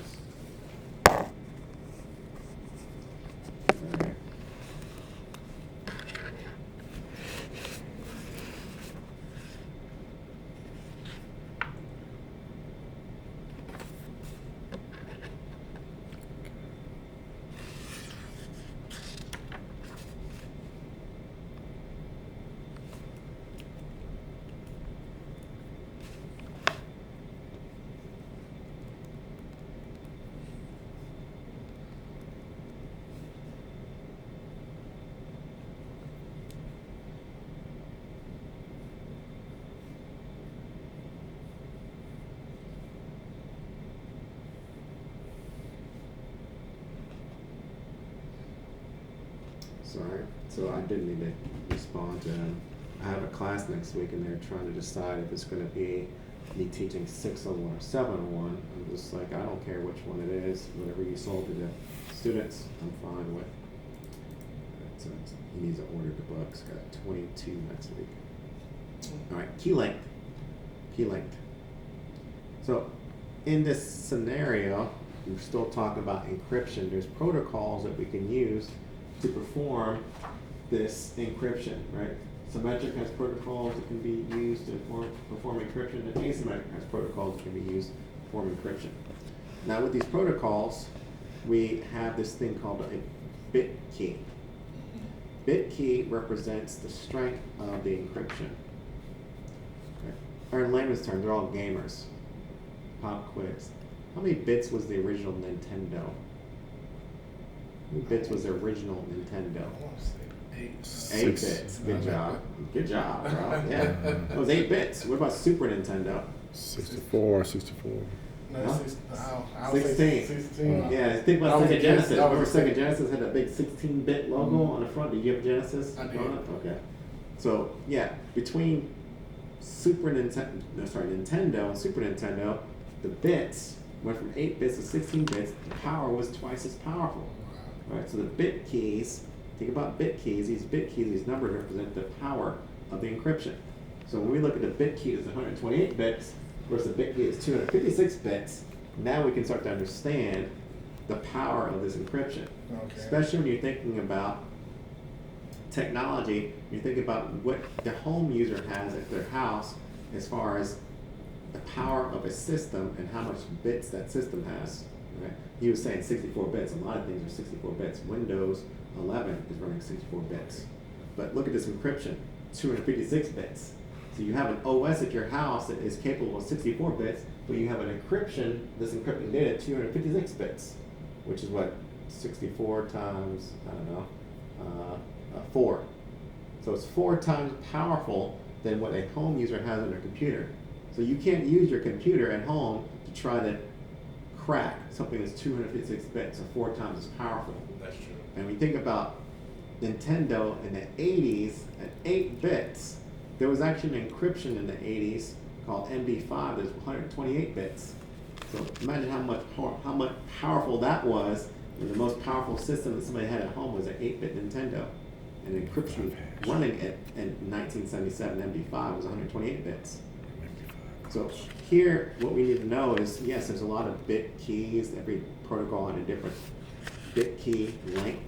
But the longer the bit key, the stronger the encryption. 128 is not as long as 256. This doesn't make sense until I show people a lot of times what I mean. First off, I'm going to show you what the heck encryption looks like. So we're going to do MD5 calculator.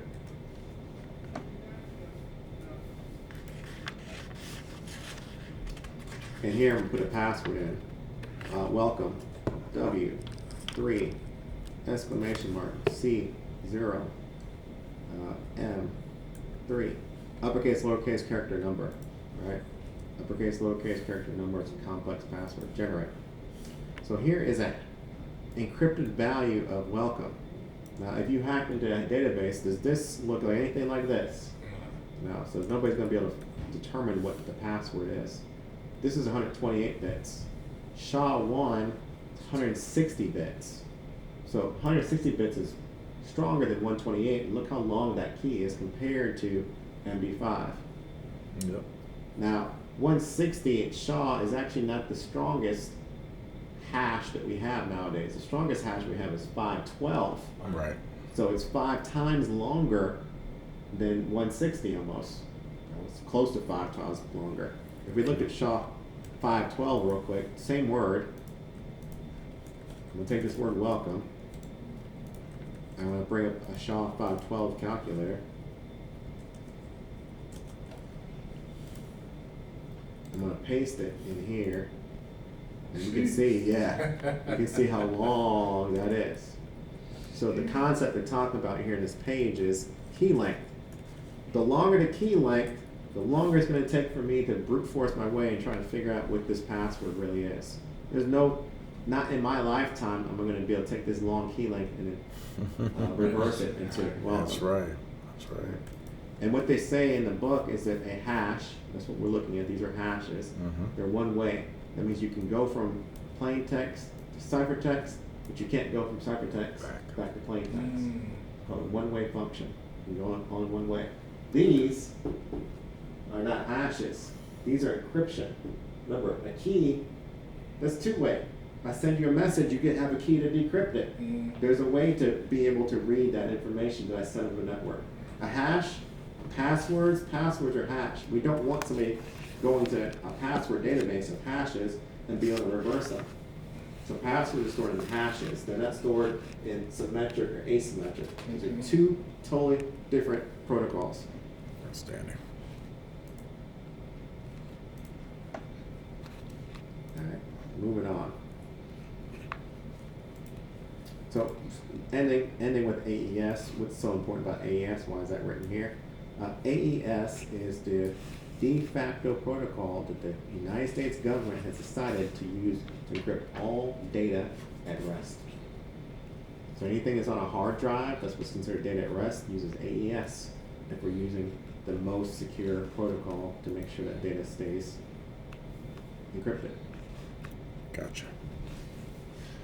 So that's key length. There's ROT. ROT's in the book. They talk about ROT 13. I just talked about on the book. Right? I mean on the board, sorry. Yeah.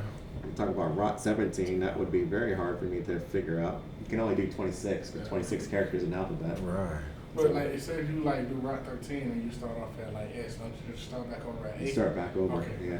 yeah. So people ask that all the time. I say, hey, don't worry about how to decrypt it. This is not a word puzzle test. You're not going to be given a word, I erased it, and have to convert it back to plain text. Oh, Yeah. Good point. Right. Just worry about what substitution is, the definition, and transposition. I know, we didn't have time. We didn't have time to do it. On the next page, they talk about what a hash is, but I just showed you what a hash is. Yep. I showed you a weak hash. I showed you one that's called MD5. The point here is that, remember, hashes are what's considered one way. There's no way to revert that ciphertext back into plain text. So typically what we will hash is passwords. That's typically what you hash, right? I'm not going to hash data because I need to be able to read that data. The password, that database I want to maintain security of. So they show us MD5 on the next page, 43, right? 128 bits. I told you that came out in 1977. It was pretty secure then. It got deprecated, which means it's no longer secure. So they replaced it with SHA. SHA, we came out with SHA-1, SHA-2, and SHA-3. And each of those versions would increase the bit key, just like Nintendo, Sega Genesis. What we have to after Super Nintendo? Oh, N64. 64. Nintendo Switch is after that. No, we had GameCube, Wii, Dreamcast. Demo Game. No, I'm talking about Nintendo. Oh, you He ain't going to Oh, Sega. He not I going had to all those. of them. I They ain't had all going the there. systems. Actually, the only one I What didn't was have, the Atari? GameCube. I had Atari. What was that bit? Did it was it a bit? I don't know. That was before my time. I was a kid playing Atari. I gotta research that. I had Atari 2600, but I don't know how many bits that was. It's a good question, bro. I gotta look that up. But yeah, I was just a kid, so I was just playing it. My dad probably knew. But yeah, man, all of these systems, as their power has increased, What are the PlayStation 5? What's that now? that's a good question too. I don't know. I'm thinking it's 128, but I'm not sure. I haven't looked into it. It could for all sake be 64, but look it up and let me know. With the bit processing, the CPU chip of a PS5 with the bit architecture is. Because Windows, like I said, Windows is 64-bit. It was 32, and then they moved it to 64, and it hasn't moved from 64 since Windows 7. I want to say Windows 7 is when they finally allowed you to put more than 4 gigs of RAM in your system. And then that's when they came up with this. No, Windows XP was 64-bit. Take that back. So that was a long time ago. That was in the early 2000s when they moved to 64-bit. They haven't moved from that since. For good reasons though, because you got to think, if they had a system that was 256 bits, and it was as powerful as the strongest encryption, then we have software coming out for home PCs that can hack corporate people's data. Okay? That's where they get into something called a quantum computer, because quantum computers are these mega computers, these mainframes that are powerful enough, not yet, but could one day be powerful enough to decrypt data that's been encrypted with something that is uncrackable. Wow. So before that happens, we have to figure out what's next after AES. What are we going to get off of before these quantum computers catch up and can actually hack into everyone's corporate data? You ever seen a quantum computer? Let me show you real quick. I've seen someone like building like a super AI computer. This is a quantum computer. This happens to be the Google CEO with his hand on a quantum computer. So these things are huge, and they probably cost millions, if not, I don't know, billions, but millions of dollars.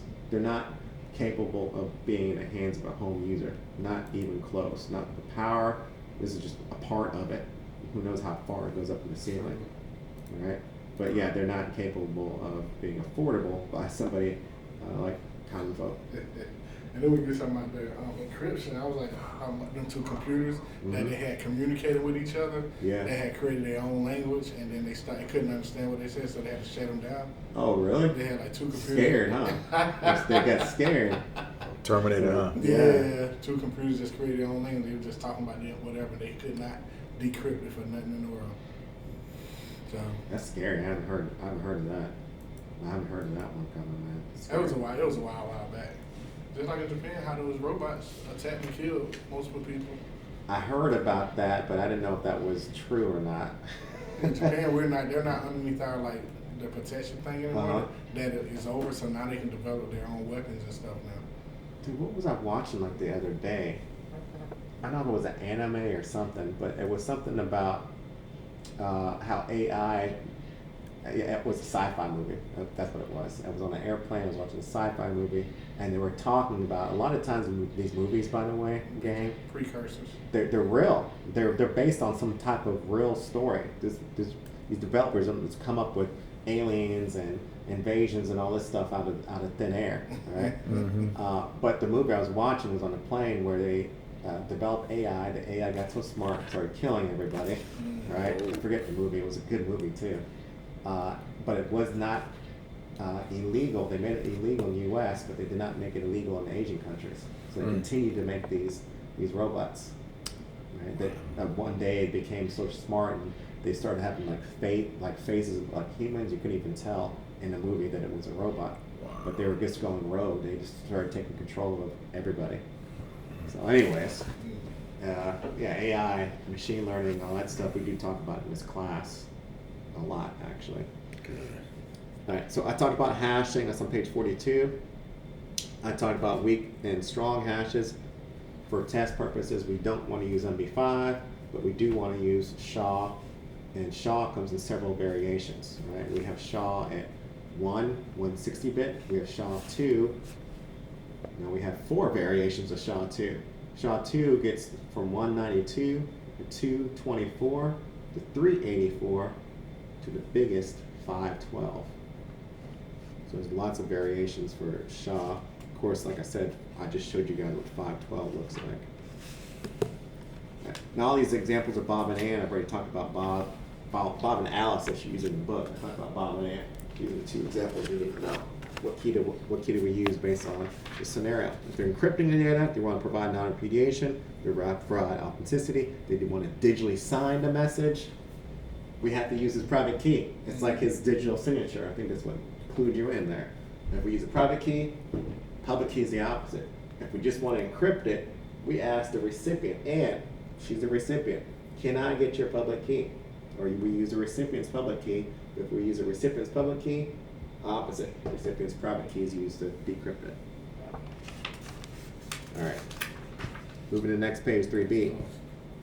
They're all over the place in this book, gang. Now they talk about CAs. So this used to be like chapter 5 in the book. All right. PKIs and CAs. They just put it all in one lesson. That's cool. Short and concise. Didn't think I'd be talking about this deep today, so this is getting pretty deep. I usually like to start out slow and work my way up, not to scare you guys away.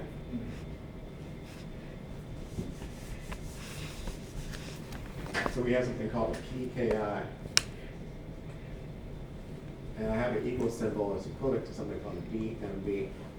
DMV is what? Where do we go there for? Where do we go? Typically, you're 16. Where do you go to Oh, DMV? driver's license. Oh, Get your license. driver's license. Your license is I'm used. thinking of Washington, ain't DMV? Yeah, that's also called DMV. Yeah. There's a movie? Washington. No, Oh, Delaware, Washington. Virginia, and Oh, Maryland. That's DMV. Oh, yeah. Yeah. So, not that DMV. Yeah. Driver's license. So we get a license. Our license, when a cop pulls us over, that is used to prove identity. Mm. So several components that happen at the DMV in order for us to get our license. We have to go through steps and phases. You can't just walk into the DMV and say, I need a license, right? PKI gives us something called certificates. We can't just walk into a PKI and say, I need a certificate. Think about your CAT card. You can't just walk in and say, I lost my CAT card, I need a new one. There's several things you have to go through in order to get a new certificate on your CAT card. Same thing. So if you think about PKI, think about DMV. They're equivalent. And what's the first thing we have to do? We have to go to somewhere who's what's called a CA. CA stands for Certificate authority. Yeah. Certificate Authority. Mhm. Okay. I'm just trying to get my spelling right here because I'm writing stuff and I don't spell check any longer. So like DigiCert or VeriSign, right? Yeah, good job. Mhm. Those are CA, Certificate Authorities. You're quiet, but I think you know more than you alluded to. I do. He's probably over here just waiting for me to mess up. All right, so we have Certificate of Authority. Means we have to go somewhere who's authorized. That's all that means. Right. Get the root CA. Yeah. So I can't go down the street to my mom and pop shop, get a license. I can't go to any certificate of authority. I gotta go somewhere like GoDaddy, DigiCert, VeriSign, somebody who's authority to call up the phone and say, hey, I need a certificate. Typically, think about websites. Mhm. I have ATG Learning and I want to host that website. I want you guys to go to my website and believe it's a legit website. I need a certificate for that website. Okay. So we use GoDaddy to get those certificates. Now GoDaddy's not gonna just give it to me. They're gonna ask me to fill out some paperwork. That's what a CSR is. CSR. Certificate CSR sign request. Certificate sign request, very good. Mhm.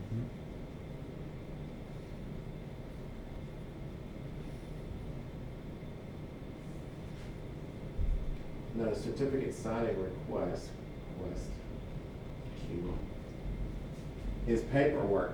I'm gonna show you a picture real quick. It's paperwork you gotta fill out. Digital, but it's still the same paperwork you fill out to prove who you are when you go to DMV. Yeah. Your name, street address, things of that nature. Here, we're gonna be filling out certificate signing requests. We're gonna be filling information dealing with our business. Yes. So our business name, where is it located, right? Because I want to host ATG Learning, I have to prove to them that I am ATG Learning and I'm located here. So they're gonna have me fill out the certificate sign request, which is doing what?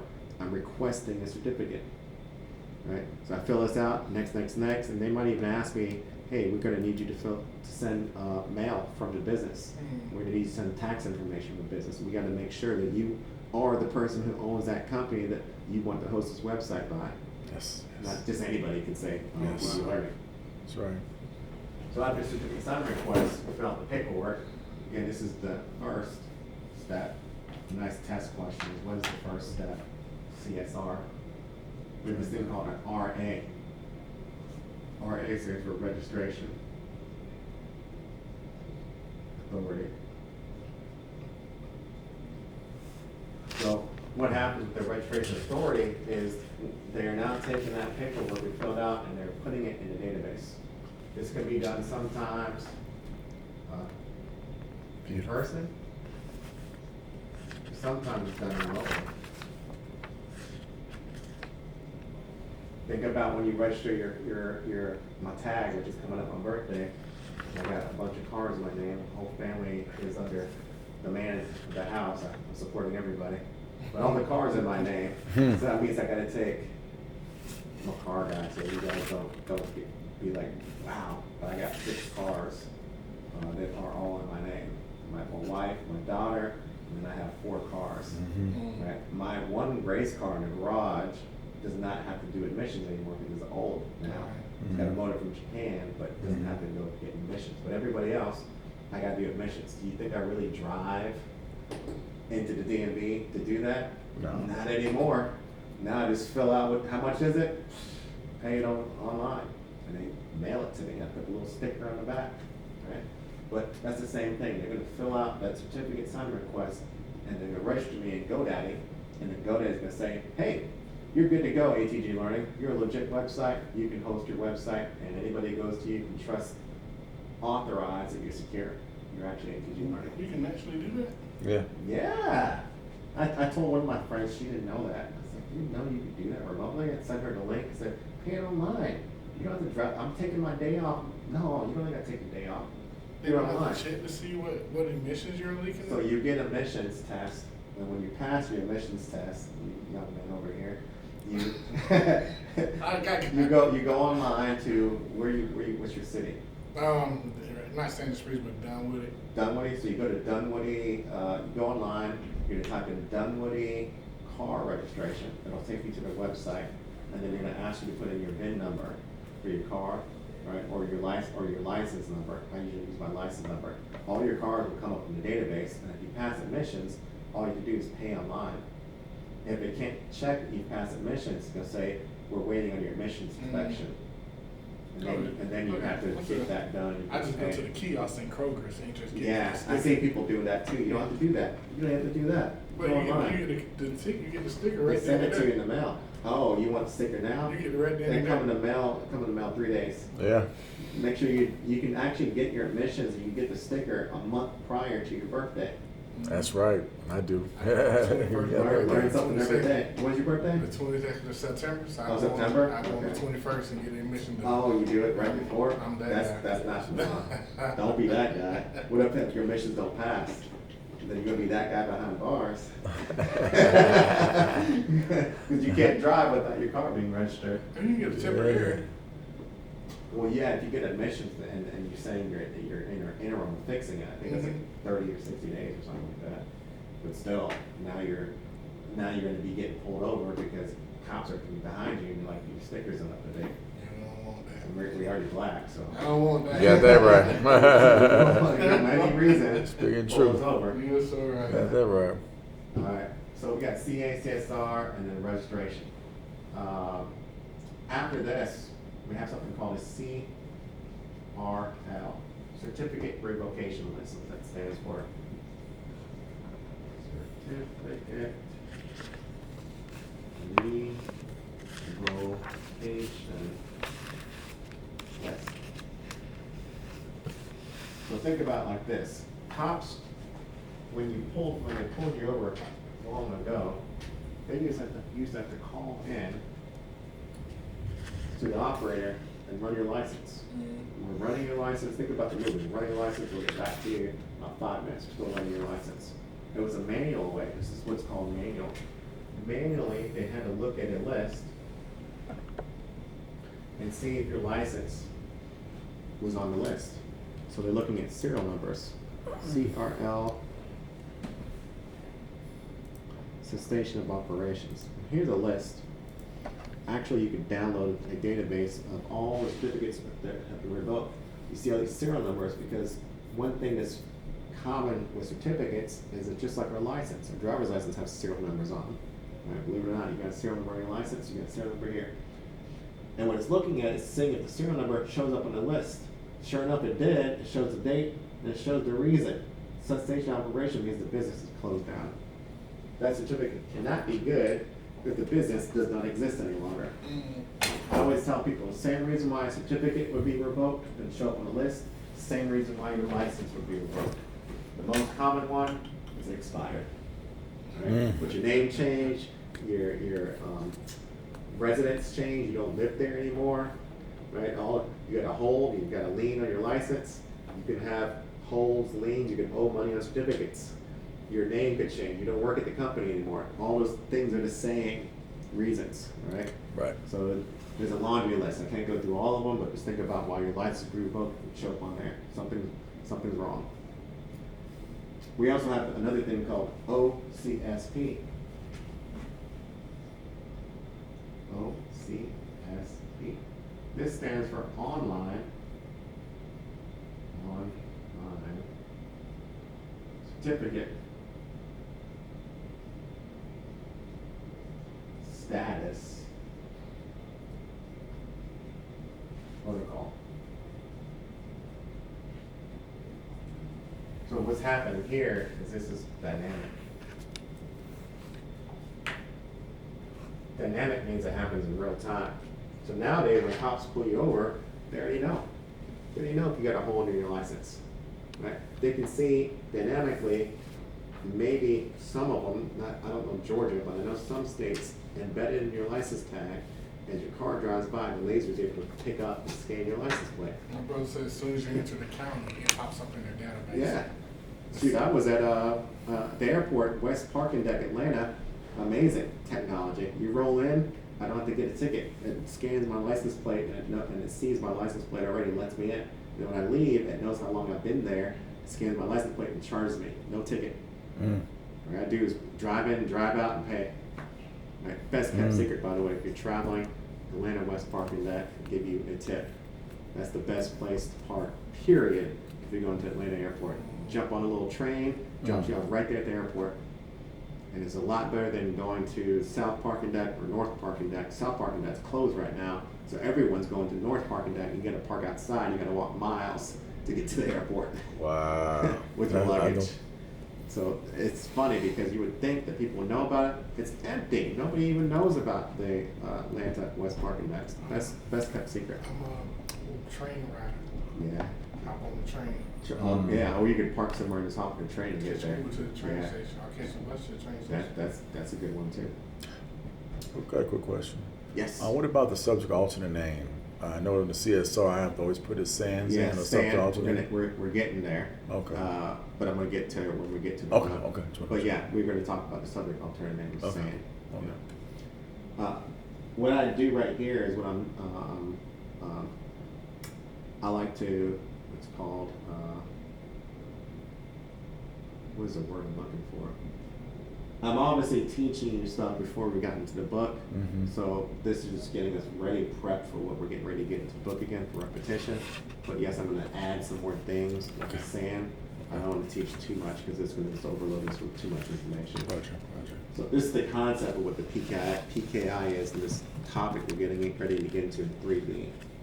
Right? So we're going to try to get through this a little bit quicker now that we basically talked about everything. We're just going to talk about it again in the book.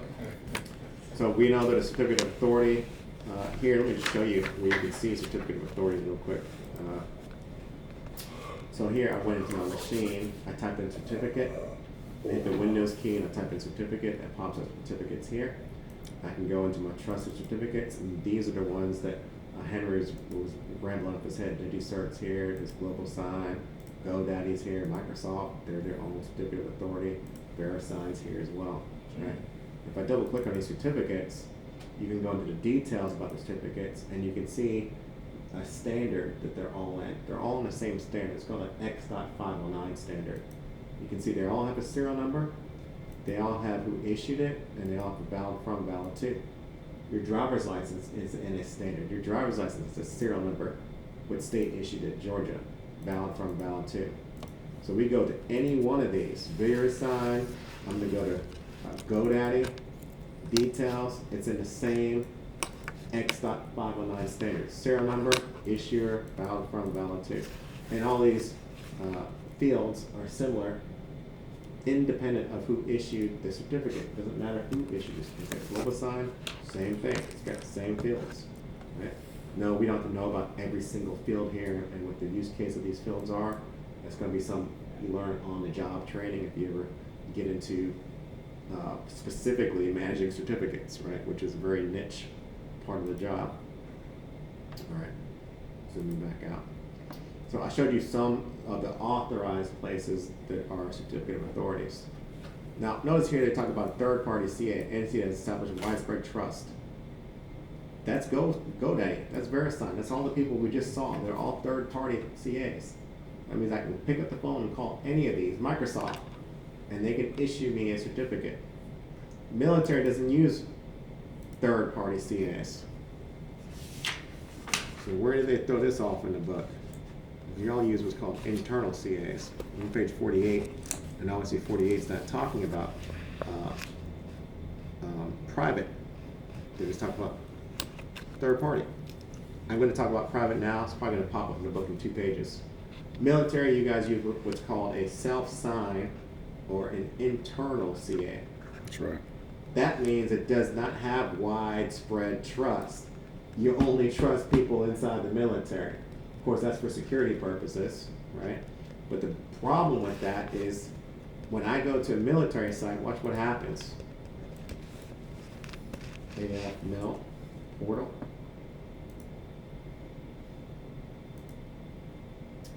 That's not the right site.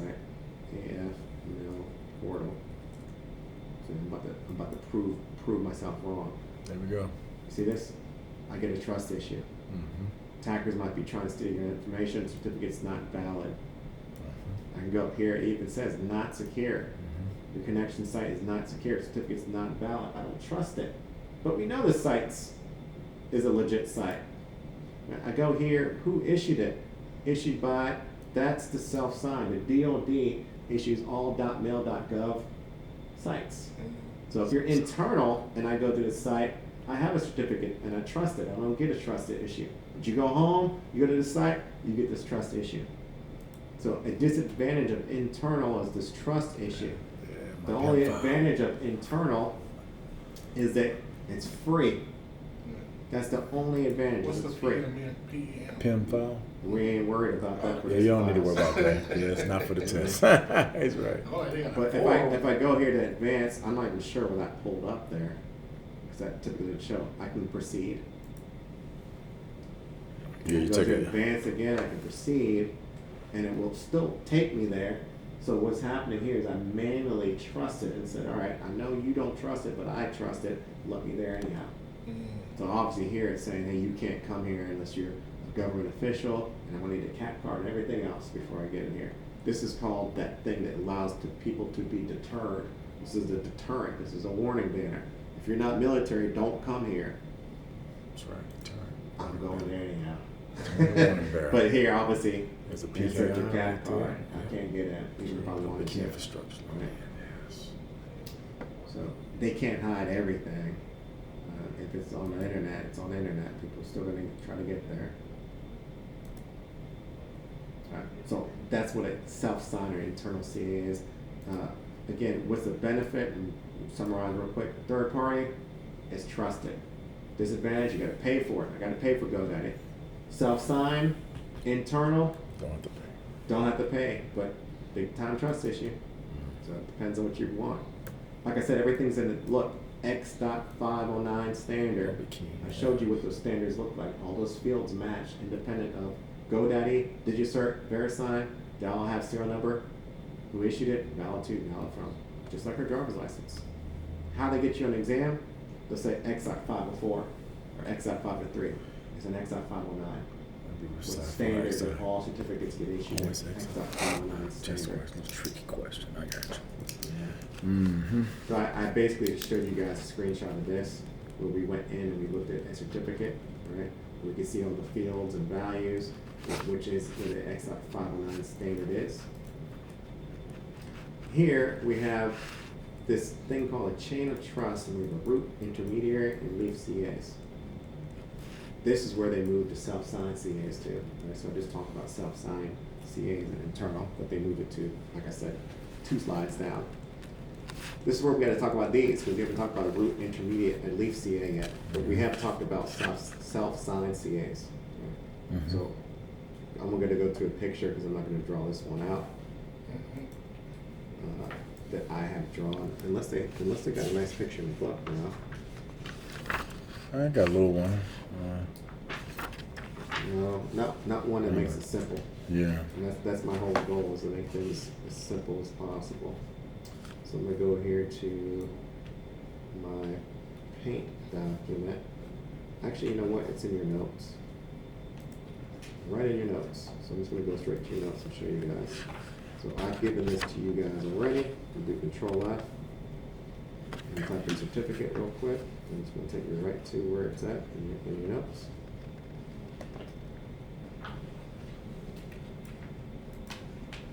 Alright. So here. So this is your notes. I already have this given to you guys. Everything we've been talking about, CSR and 509 standard, they're all here. Alright. registration authority. It's all here in the notes. This is what's considered a root CA. You see this root CA. Right now you can see it's off. Off means I've turned off this root CA. First off, what the heck is a root CA? A root CA is the primary server who can generate certificates for everybody in the organization.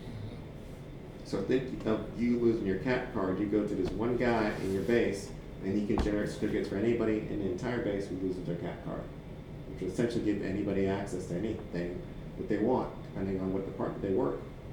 This root CA can generate. So why they turn it off? Because this would be a single point of compromise for the attacker if it was left on. So they turn it off for security measures. Now you're thinking, how the heck am I going to create a certificate if the root CA is off? Well, they create these things called intermediate CAs. This is an intermediate, this is intermediate, this is intermediate, right? Sometimes they call it subordinate CAs. It's another word they like to use. What this means is they're sub CAs of the root CA, but they can only do one job. And this is in your notes I've given you. They can only do one job. This CA can only generate certificates for people in accounting. This CA can only generate certificates for people in IT. This one can only generate certificates for people in marketing. Each CA can only generate certificates for specific groups of individuals. Now a hacker has to do what? They got to compromise 20 CAs instead of one CA.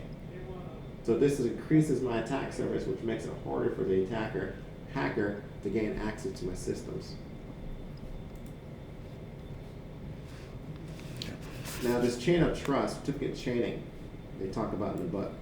What this means is that we have this hierarchical tiered approach. See, this is a hierarchical approach. We have this guy who trusts this guy, who trusts this guy, who trusts this guy, who trusts this guy. So DHL gets their certificates from GlobalSign.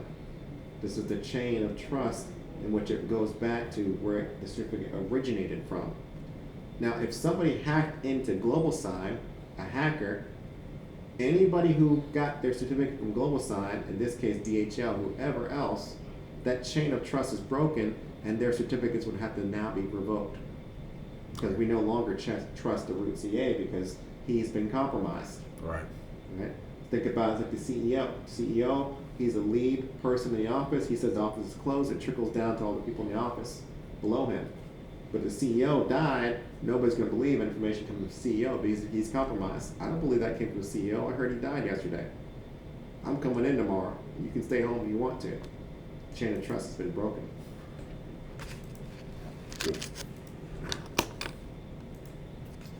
So that's what they're talking about here with root, intermediate, and leaf CAs. So what's a leaf CA on top of an intermediate CA? We're going right back to this picture. Just breaking it down even more.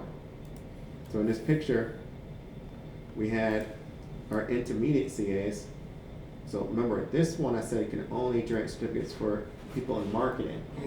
Now we got two marketing teams. Marketing team A, marketing team B.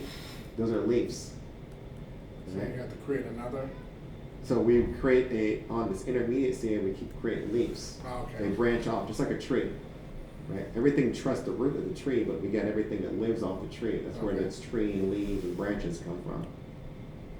Right? So we could branch this off more and make it even more increase attack surface coverage. Because now just because you attack marketing doesn't mean marketing team B is down. You've only compromised marketing team A, leaf CA.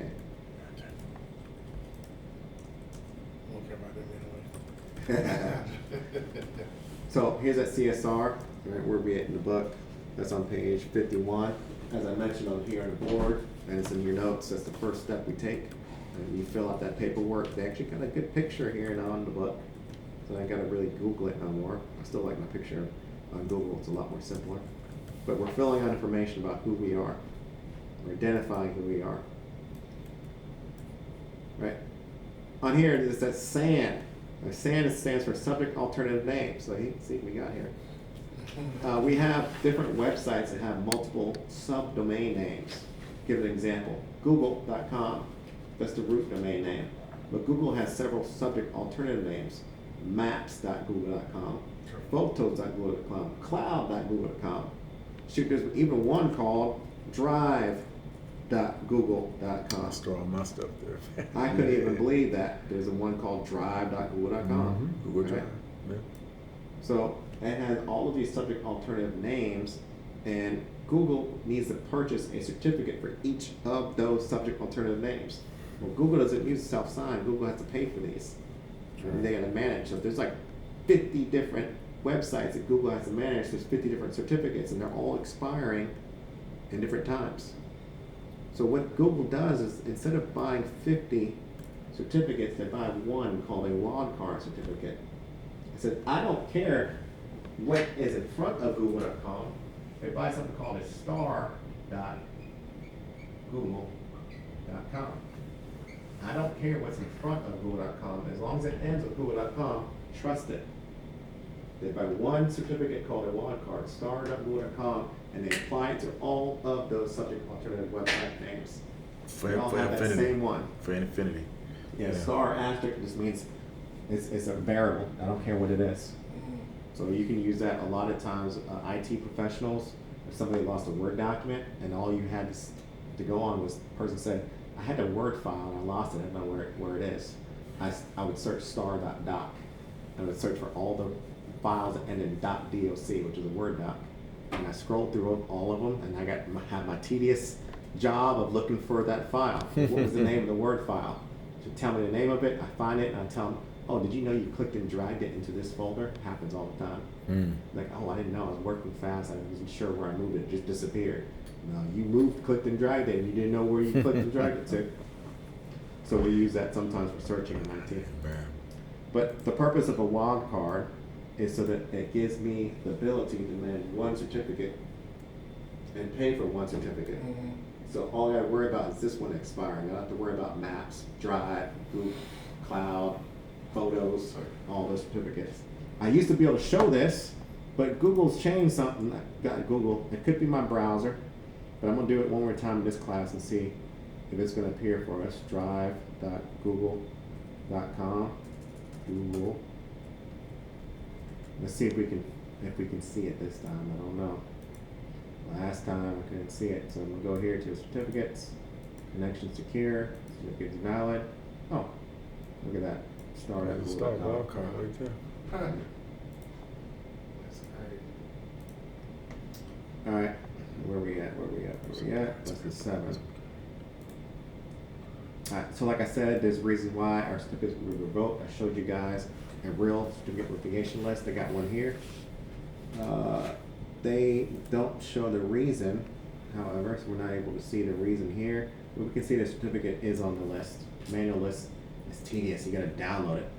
So OCSP is a dynamic way. Look, it says it happened with real-time status. All right, real-time status. That means the moment that person goes to that particular website, it's going to check in real time, is that computer's certificate valid to access that website? I'll talk about Facebook. You got a certificate on your computer that allows you to access your Facebook account. OCSP is going to check that certificate every time you go to Facebook to see if that certificate is still valid on your computer in real time. But it sends a query request per transaction. This is important. Listen to me, guys. It sends a query request per transaction. So that means you go to Facebook at 8 a.m. today. You log out. 9 a.m. you go. It has to check it again. You go at 9:15, it checks it again. 9:16, it checks it again. You log out, log back in at 10:30, it checks it again. So every time it checks your certificate, it causes resources to be consumed on Facebook server. You got 1 million people all going to Facebook. Going hitting hard, yeah. In and out, in and out, in and out, in and out all day. And OCSP has to run each and every time somebody goes to Facebook. Checks. That's going to cause that server resources to Right. maybe even run out. It's going to be consumed. So this is an issue, obviously, right? This is an issue. And I don't know where it is in the book now, but we're going to talk about a way to mitigate against this issue. I'll go ahead and write it here on the board. Called stapling. Stapling. So this mitigates against query requests. I'm dragging on my sputter.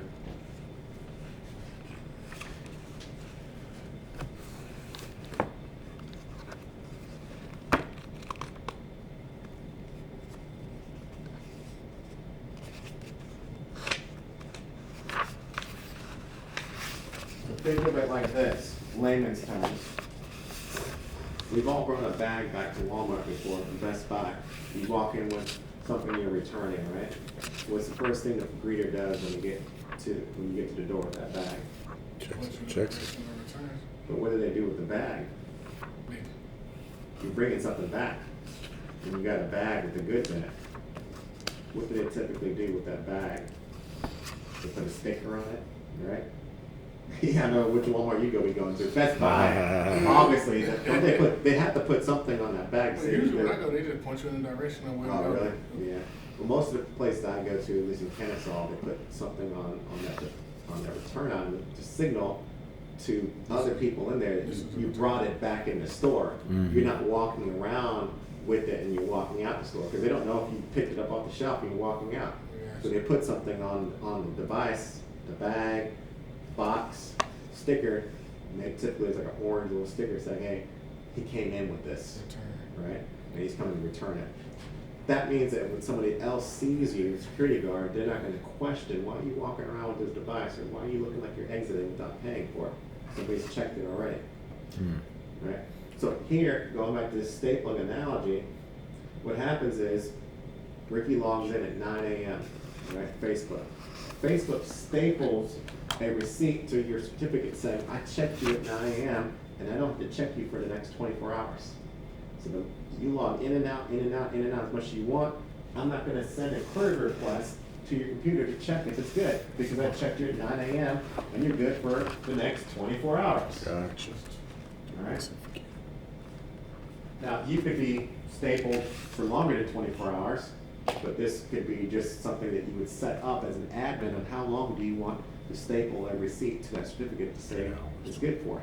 Okay. But the point of this is it mitigates query requests, which is going to reduce the consumption of resources on that OCSP server and not let it go down and run out of resources. Mhm. We want it to be available, right? The CIA, we want it to be available. All right. That's good. That's good. Man, they got this lesson is packed of information here. That's They good. move a lot of things around. TPM HSM chip. I'm just going to start going through some of this info here. Here's a TPM chip.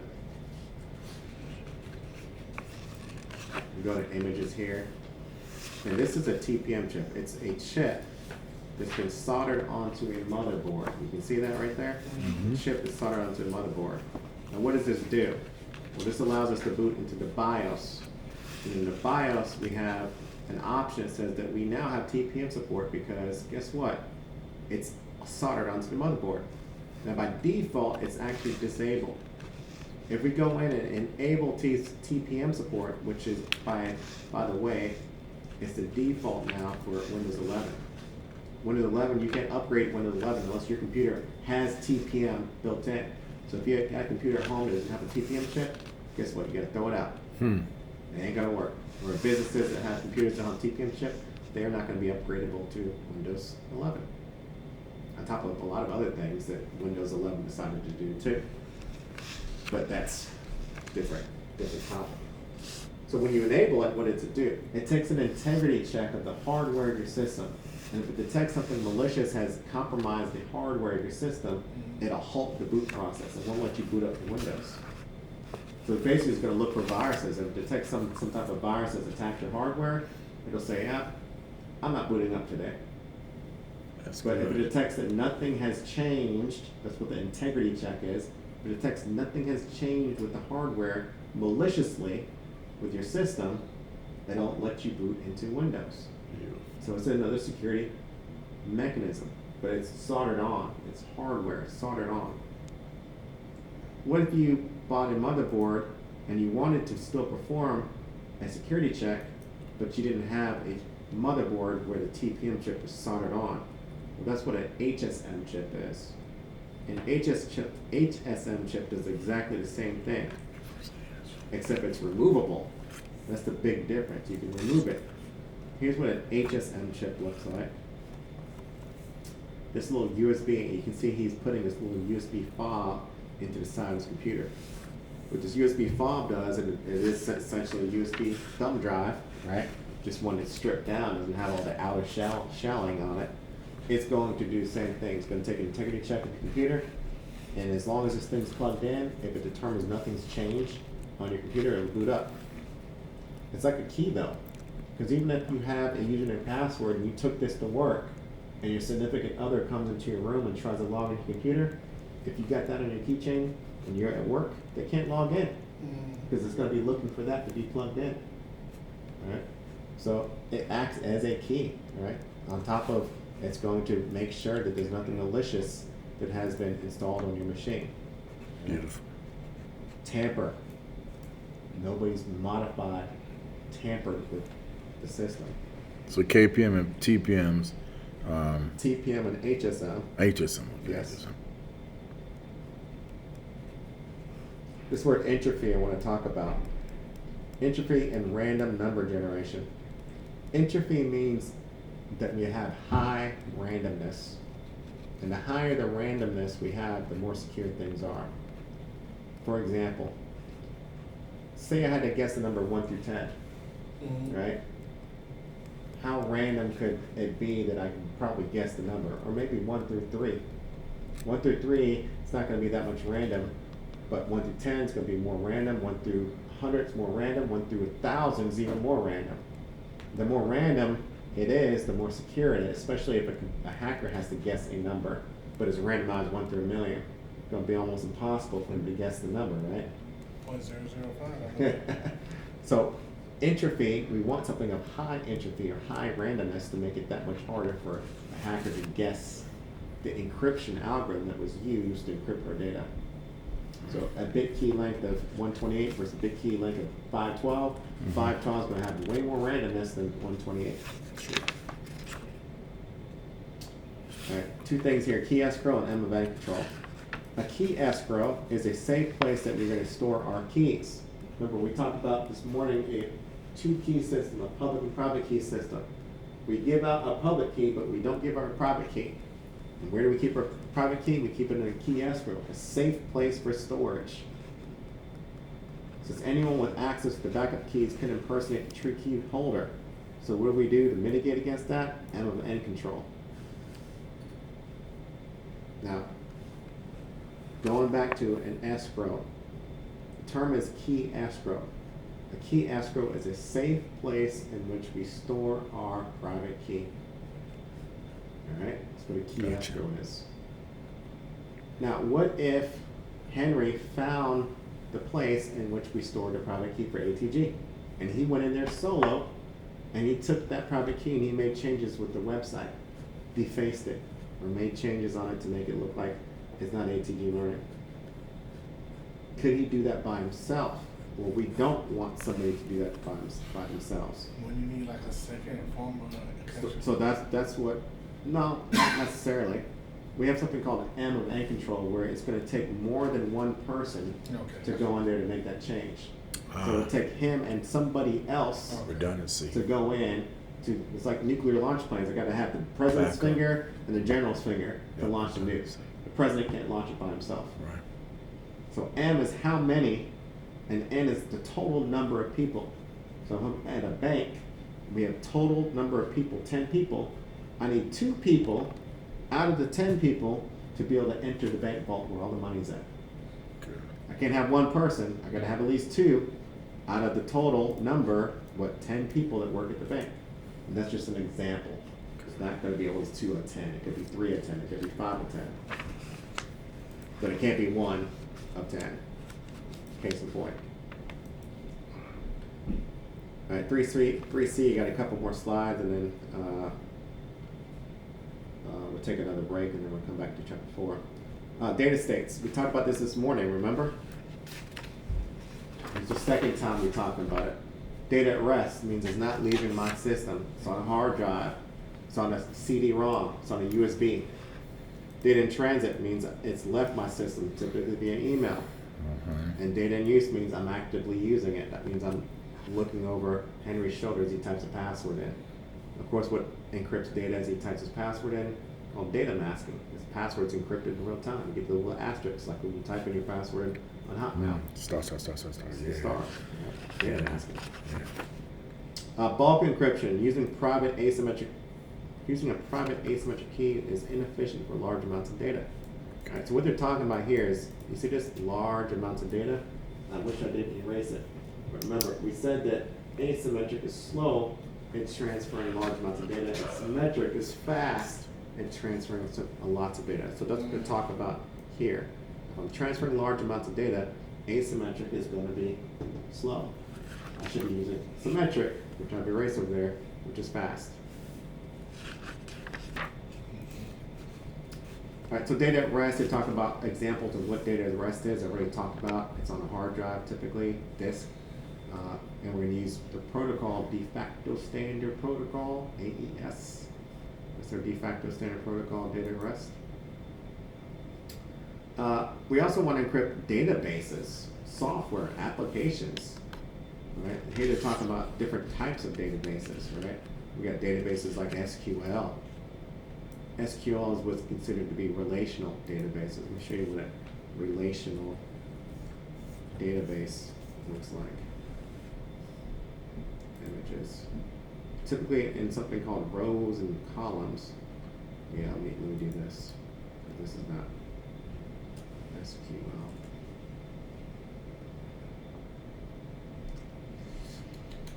Here they're showing the links, and I want to see the links. I just want to show you with the data here. Here's a better picture. This is a relational database. It fits well in rows and columns. And so we can see employee first, last name, and department name. You can see here's the first, second, third, fourth, and we can see in the columns the first, last name, and department. Some data fits well in a structured set where it's in rows and columns, but not all data fits well in rows and columns. Right?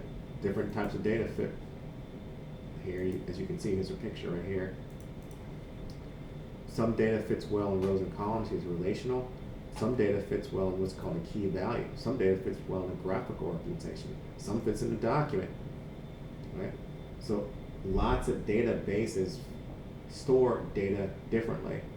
We don't need to know the back end of how things work, but think about Excel. Excel is rows and columns, right?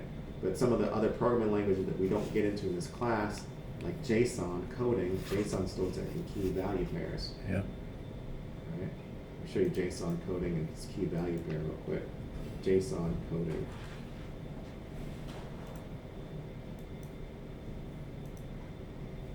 This key value, key version, value 0.0.1, key private, value true, That's key value, right?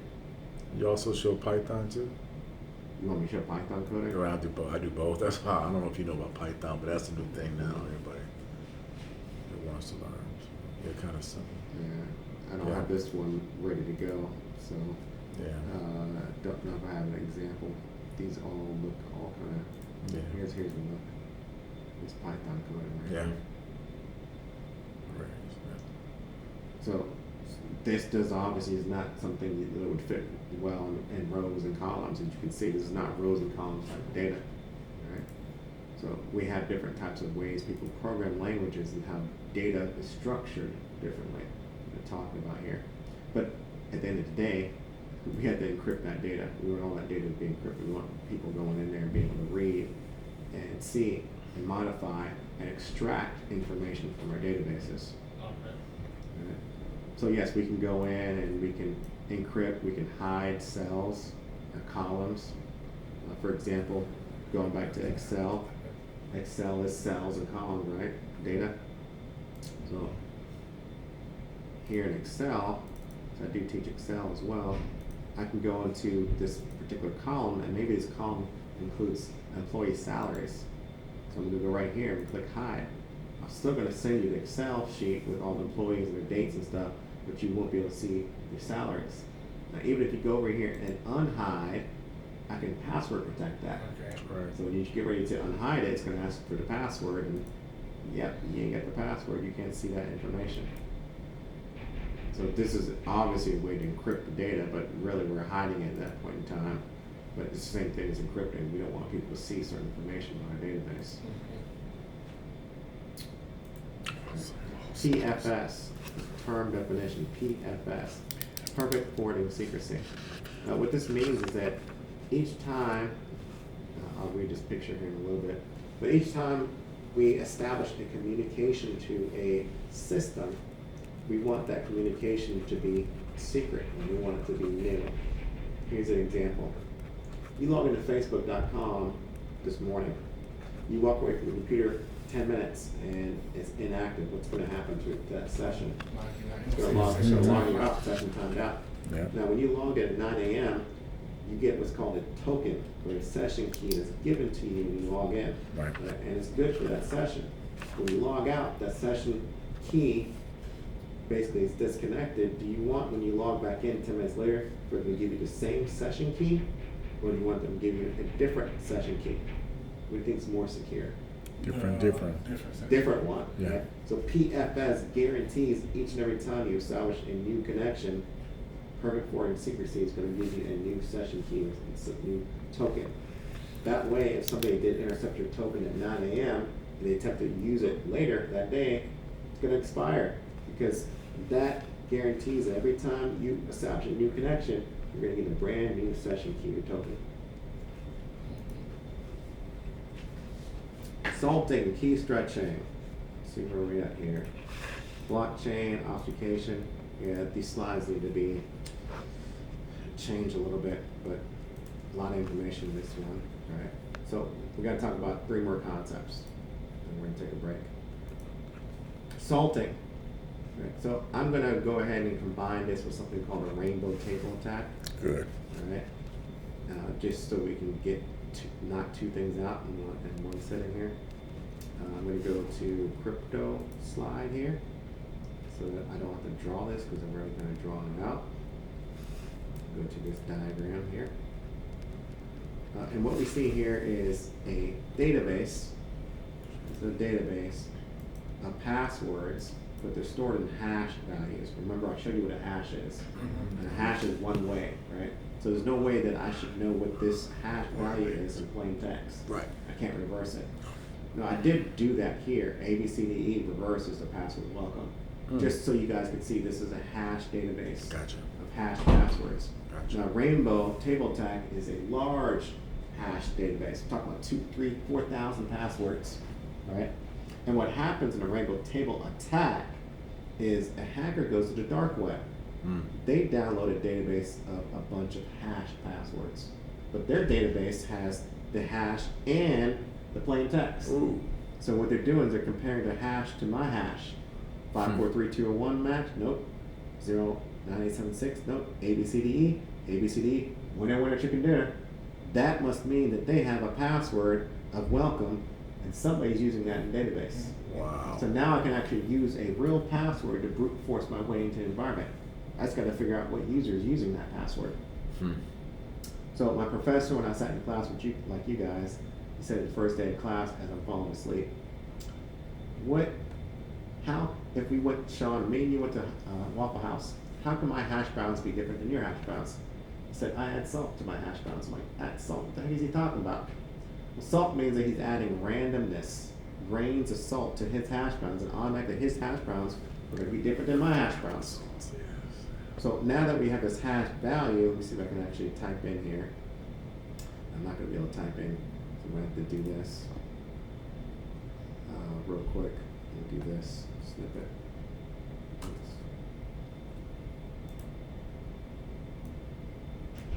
Alright. There we go. I'm going to type here. Look, we got to copy it to paint. Alright, doing this the long way here. So what would my salt look like after I've salted that particular hash? It's going to look something like this. Control B. So my hash is ABCDE, but after I've salted it, my hash is going to look something like this. I'm just going to write it down here because it's going to be long. A, B, $, ampersand, C, D, exclamation mark, at E. So what I've done here is I've added randomness to this hash. And does this hash match this hash? Nope. I know, it's all good. No, it doesn't. There's no match. So what we do not have any longer is what's called a collision. A collision is when 2 things match. Here we do not have a collision. So adding salt mitigates a collision, right? It prevents a collision. And adding salt makes my database hash stronger than the hacker's database of hash. Remember what we talked about earlier. The longer the value, the stronger the encryption. Gotcha. So salt is a good thing. Salt increases the strength of our hash rounds. There is actually something called pepper. If they do ask in Security Plus, yes, pepper is stronger than salt. Not in the book, but just because it's not in the book, if you do see pepper, yes, pepper is stronger than salt. Okay.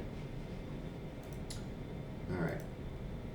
So that knocks out 2 birds with 1 stone because we're going to be talking about rainbow table attack later. All right. Here, look, they say here, low entropy. Is low entropy something we want? No, we want something high entropy. Low entropy is guessing number 1 through 3. That's easy. High entropy is guessing number 1 through a million. Yeah. It's gonna be harder. I Gotcha. told you salting does what? It stretches the length of the key. Yeah. I said the longer the key, the stronger the encryption. Right? Here it says it slows down brute force. If somebody tries to brute force their way in a password is 6 characters versus a password is 15 characters, it's going to take a long time. They'll give up. Blockchain. I'm going to make this quick and simple. Blockchains is used to perform integrity of transactions in cryptocurrency. Yeah, that's right. I think all we need to know is the definition. I could go on a long tangent on blockchain, but we'd be here for an hour talking about cryptocurrency. Yeah. So all we need to know is the definition and keep it moving for that. Blockchaining was created because of cryptocurrency and allows us to, if I send him 1 Bitcoin and he does not get it, he can't pick up the phone and call the bank. So the only way he can perform integrity of transaction is go back through this blockchain that basically keeps track of all of the transactions that have occurred from my account to his account. So blockchaining maintains integrity of transactions. And like I said, designed for cryptocurrency. All right, obfuscation. Obfuscation means to make data harder to read. And we can do that by using a tool called steganography. But I want to talk about this word obfuscation real quick so we have a clear understanding of what it means to obfuscate code. So Java comments. So look at this picture here, gang. This picture has some Java code and the green shows comments. Right? So if I asked you, we're not coders in this class, to remove the ability to shrink the navigation bar, could you do it? Yeah. Yeah. Scroll now bar screen. If I told you to remove it, you do what? Scroll remove. I mean remove. Around to like, Remove now bar screen. That's amazing up there. no, it's not a move. It's just activate versus shrink versus shrink. Shrink. Remove the ability to shrink the nav bar, that's what I said, gang. If I asked you to remove the ability to shrink the nav bar in this code, what would you do? Move out that line. Okay, good, thank you. I'm like, I know it's getting late, but it's not that late. You delete the line right there. The line says shrink nav bar. If I delete that line, you can't shrink the nav bar anymore because the Right. code's gone. Right. Now we're not coders, but the thing is here, is this code hard to read? No. So this is not what's called obfuscated code. How would you obfuscate this code? How would you make it harder to read? Put little symbols, dollar signs. I mean, it's, Well, this is comments, right? yeah. These are comments. So to make this code harder to read, Take away the you comments. take away the comments. You That's do not- know. yeah. Don't say you don't know. You do know. Yeah. Right? Take away- You take it's away the not- comments. Right? Now comments are left in the code for best practice because Right. developers, when they develop code, everyone codes differently. So I'm going to leave my comments in the code so if you had to take over when I leave, you knew what I wrote and you can read the comments and say, oh, that code does this, that code does this. So best practice, everyone leaves comments in code.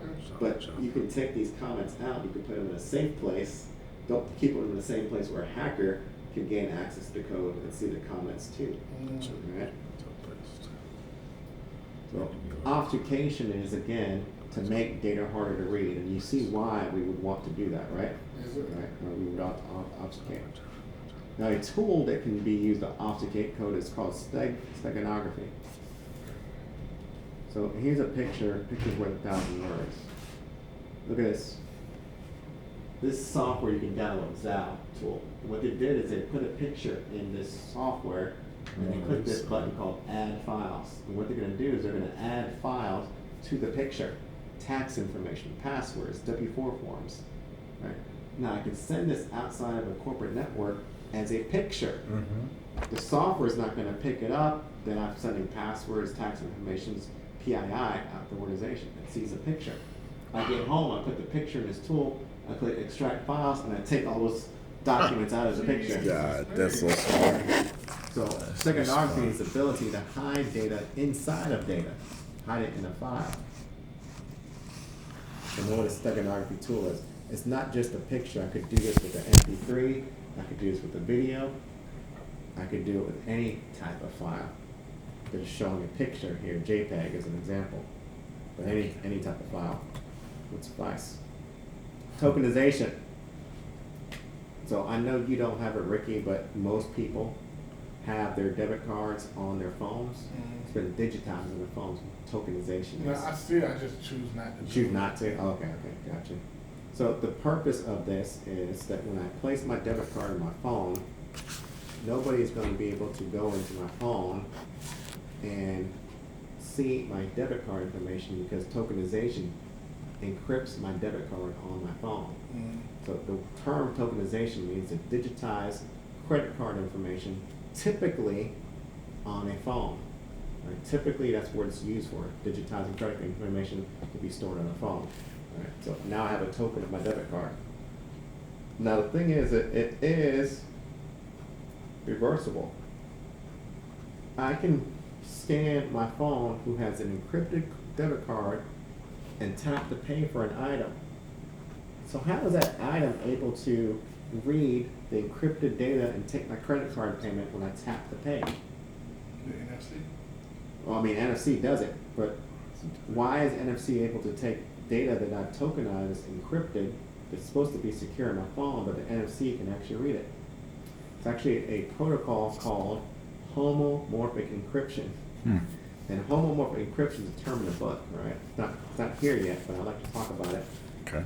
Same time we talk about tokenization. And we'll get to it probably later in the week. You're going to see homomorphic. You will not forget that name, trust me. But what it does is it's able to read encrypted data as though it's plain text. So we actually use it every day with NFC. NFC reads the encrypted data on my phone as though it's plain text, but it still maintains the secrecy and privacy of my data. Because at no point in time is my credit card number shared with that point of sale system. That vendor does not have my credit card number on the system. All he has is payment, but he doesn't have my credit card information. And that was homo what? Homomorphic encryption. We will not forget that name. All right, and you can see here review, we talk about all these topics. All right, how we want to make sure our database is secure and data at rest with files, encryption, AES.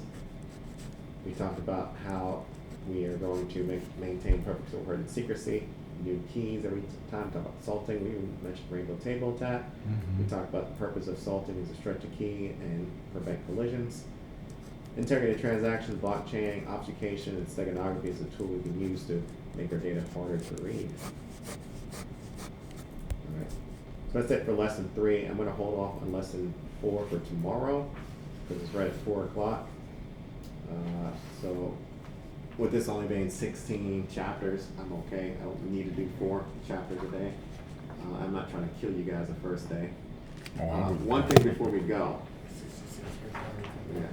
I know, look how far we are already. Now we'll read the whole thing over again. Yeah. We're going to be knocking through this book. We're going to be through chapter 8 tomorrow. Right? So, and then by Wednesday we'll be halfway through. Right? Boot camp will be pretty quick. So before we go, the only thing I want to talk about is this practice exam, which like my professor told me, that's the most important thing. You want to pass, you got to do this. Right? So this is the most important thing. I did my job, and I was time for you guys to do your job when you go home tonight. So another reason we're leaving at 4 is we leave at 5. That means an hour drive home, and you're going to be home sleepy. who wants to work. Right? So you get home a little bit early, you can rest, and you can open up your homework and start doing some of these questions. So if you're technical, cool, you can watch. If you're not technical, then I suggest that you do it with me. All right? I sent you guys an email. All right? So on your computers, you're going to see an email that looks like this. All right? You're going to see all these files in that email. Email has boot camp written on it. You see it? Yep. Wait for Ricky. No, I have it on my You want to phone. follow? You got a computer at home? I do. Right. Are you technical? You can follow up here. If not, you can obviously do it here. I don't think you can do it on your phone. Do you want to do it here, or do you trust yourself technically to be able to do it tonight? Because if you can't do it tonight, you're gonna be behind a whole day, 100 questions. So you might want to check your email here. Matter of fact, I'll let you all get here, and we're gonna use the bathroom. I'll be right back.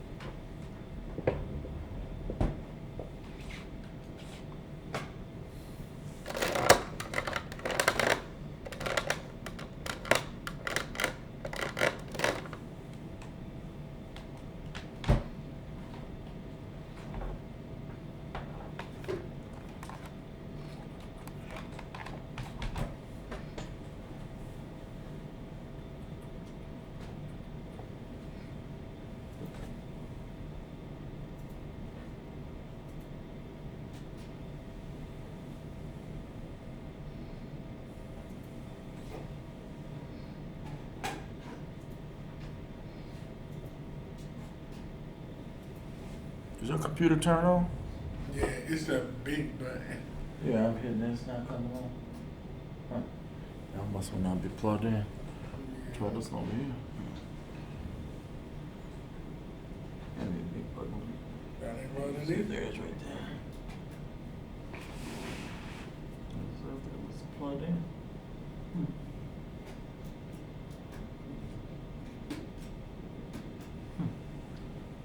These are not turned on. Well, that's why I got my computer. Mm-hmm. All right, you guys with me? Yes, sir. All right. Click on the dot at the top. Well, I guess it's I know you can't see it. See this dot right here? Yeah. He's technical. I ain't worried about him. He's been doing it for a minute. Click on the dot. All we're doing is downloading files. Gotcha. To your desktop. That's it. Right. Gotcha. And then you can click the download button. Sure.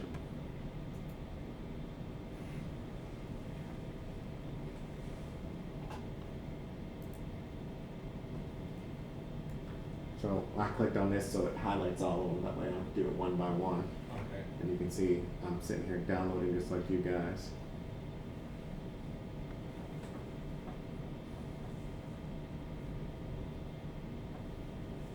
So I have to do this again tonight on the computer? You sure do. Okay.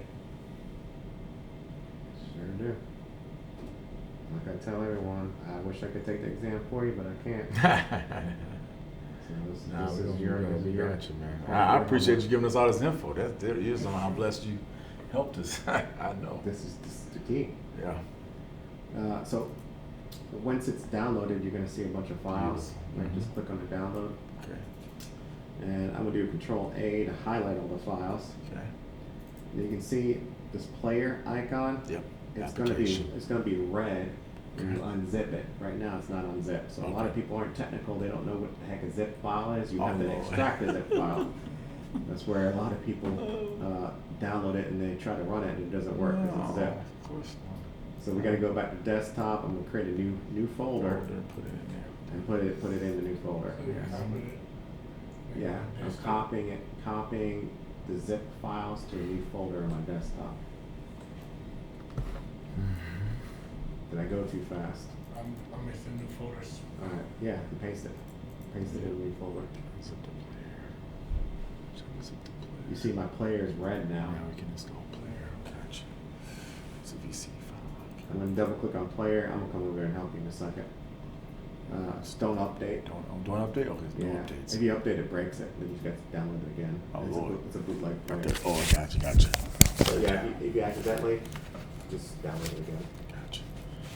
Don't update the player. Okay. Here, I'm gonna go to options, and you see it says randomized questions. Options, Henry, Yep. options, Yep. randomized questions, I'm gonna check it. If I tell you to do questions 600 to 700, randomized questions, it's not gonna allow you to do 600 Yeah, to just like 700. that Pearson view. So I'm gonna click here, Yeah. and I need to add, you see there's no exams here. I'm going right back to the new folder, the folder Mhm. that unzipped, and there's one file in there called security. You see. I know it's 601, but the questions are the same. Okay. Alright. You click open, and then your BCE is right there. Again, just click start. Now don't get overwhelmed at the 715 total questions. It's a lot of questions, I know. Alright, there's about 1,000 questions Yeah. prior. Right? So Yeah. every time I revise it, it gets less and less. Tonight I want you guys to do the last 100. So 615 to 715. Question 617. Okay. Yeah. So when you click here and you click OK, I want to show you guys some strategies. Because if you don't know these strategies, you're going to be here all night. Right? So when I click begin, right, I can see my question here. First thing I want to do is, I don't even want to read the question, I want to click this show answer. Because this is to be used as a studying tool, not as a quiz tool. Okay. You guys have had one session, 3 chapters. I know I gave you guys a lot of information today, but it's not a lot of information for you to sit here and solve 100 questions. Because these 100 questions are over all the chapters in the book. We haven't got to a lot of the chapters in the book. So your job is to use this as a study tool. You're going to read the question, you're going to see the answer, you're going to read the explanation of why the answer is what it is, and then you're going to move to the next one. Literally, you should spend about 1 a minute minute. to a minute and a half per question. Right.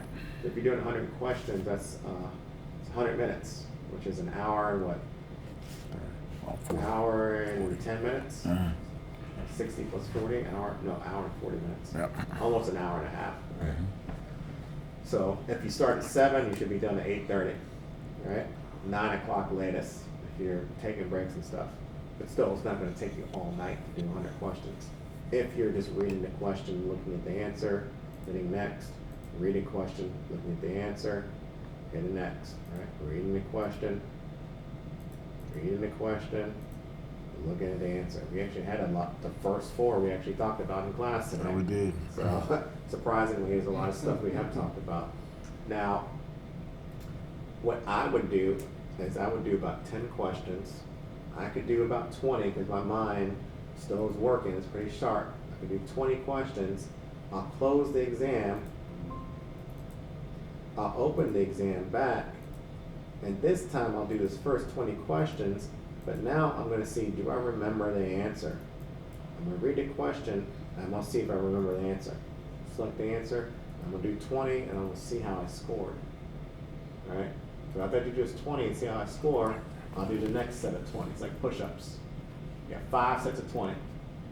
Alright, 20, do them, look at the answer, see if you memorize them, do the 20 again, see if you recall the answer, then move to the next 20. 20, learn the answers, do the same 20 again, see if you recall the answers, move to the next 20. Right? So it shouldn't take you more than an hour and a half, like I said, about 2 hours max, to do about 100 questions. Thank you. I'm with Everyone Connor's else has tips. been able to do it. So Okay. I'm not reinventing the wheel, right? I'm not reinventing the wheel at all. I'll have 20 people in class and I will tell them the same thing and they will all go home. They all come back the next day and everyone did their homework. There might be 1 or 2 people in the back of class that didn't do their homework. I can kind of tell. Those are the ones that aren't going to pass. Mhm. But most of the time they the rest of their peers that they're working with, since they're on the ball, they know that they gotta get on the ball too. Mm-hmm. Okay? Some people, I just know that life, they got kids and stuff at home, like the women, they say, I gotta cook, I gotta clean, I gotta take care of the kids. I'm gonna test later. They'll tell me the first day, I can't test on Friday, I got too much stuff going on at home. Mhm. But that's fine. Mhm. Okay? But if you don't have too much stuff going at home, then you really wanna go ahead and knock this out sooner than later. The more you wait, The less you remember. the less you're gonna remember, Right and on. it's like procrastination. Before you know it, it'll be 2 months later, and you're gonna forget everything that we talked about in this class. Yeah. You're gonna wish that you was like Ricky, right? And you took it Friday. Mm-hmm. I know he ain't taking it Friday. But you're gonna wish you took it sooner than later. That's all. Any questions on this, which is the most important piece of the puzzle? I'm at the, I see you say check on download copy, put it in a new folder. That's where I'm at right now. Okay, got it. Always on that basis. You Okay. good? Yeah, I'm good. So That's it, you guys. I'll see you tomorrow. Okay, Put it okay. in your folder. Yeah, so double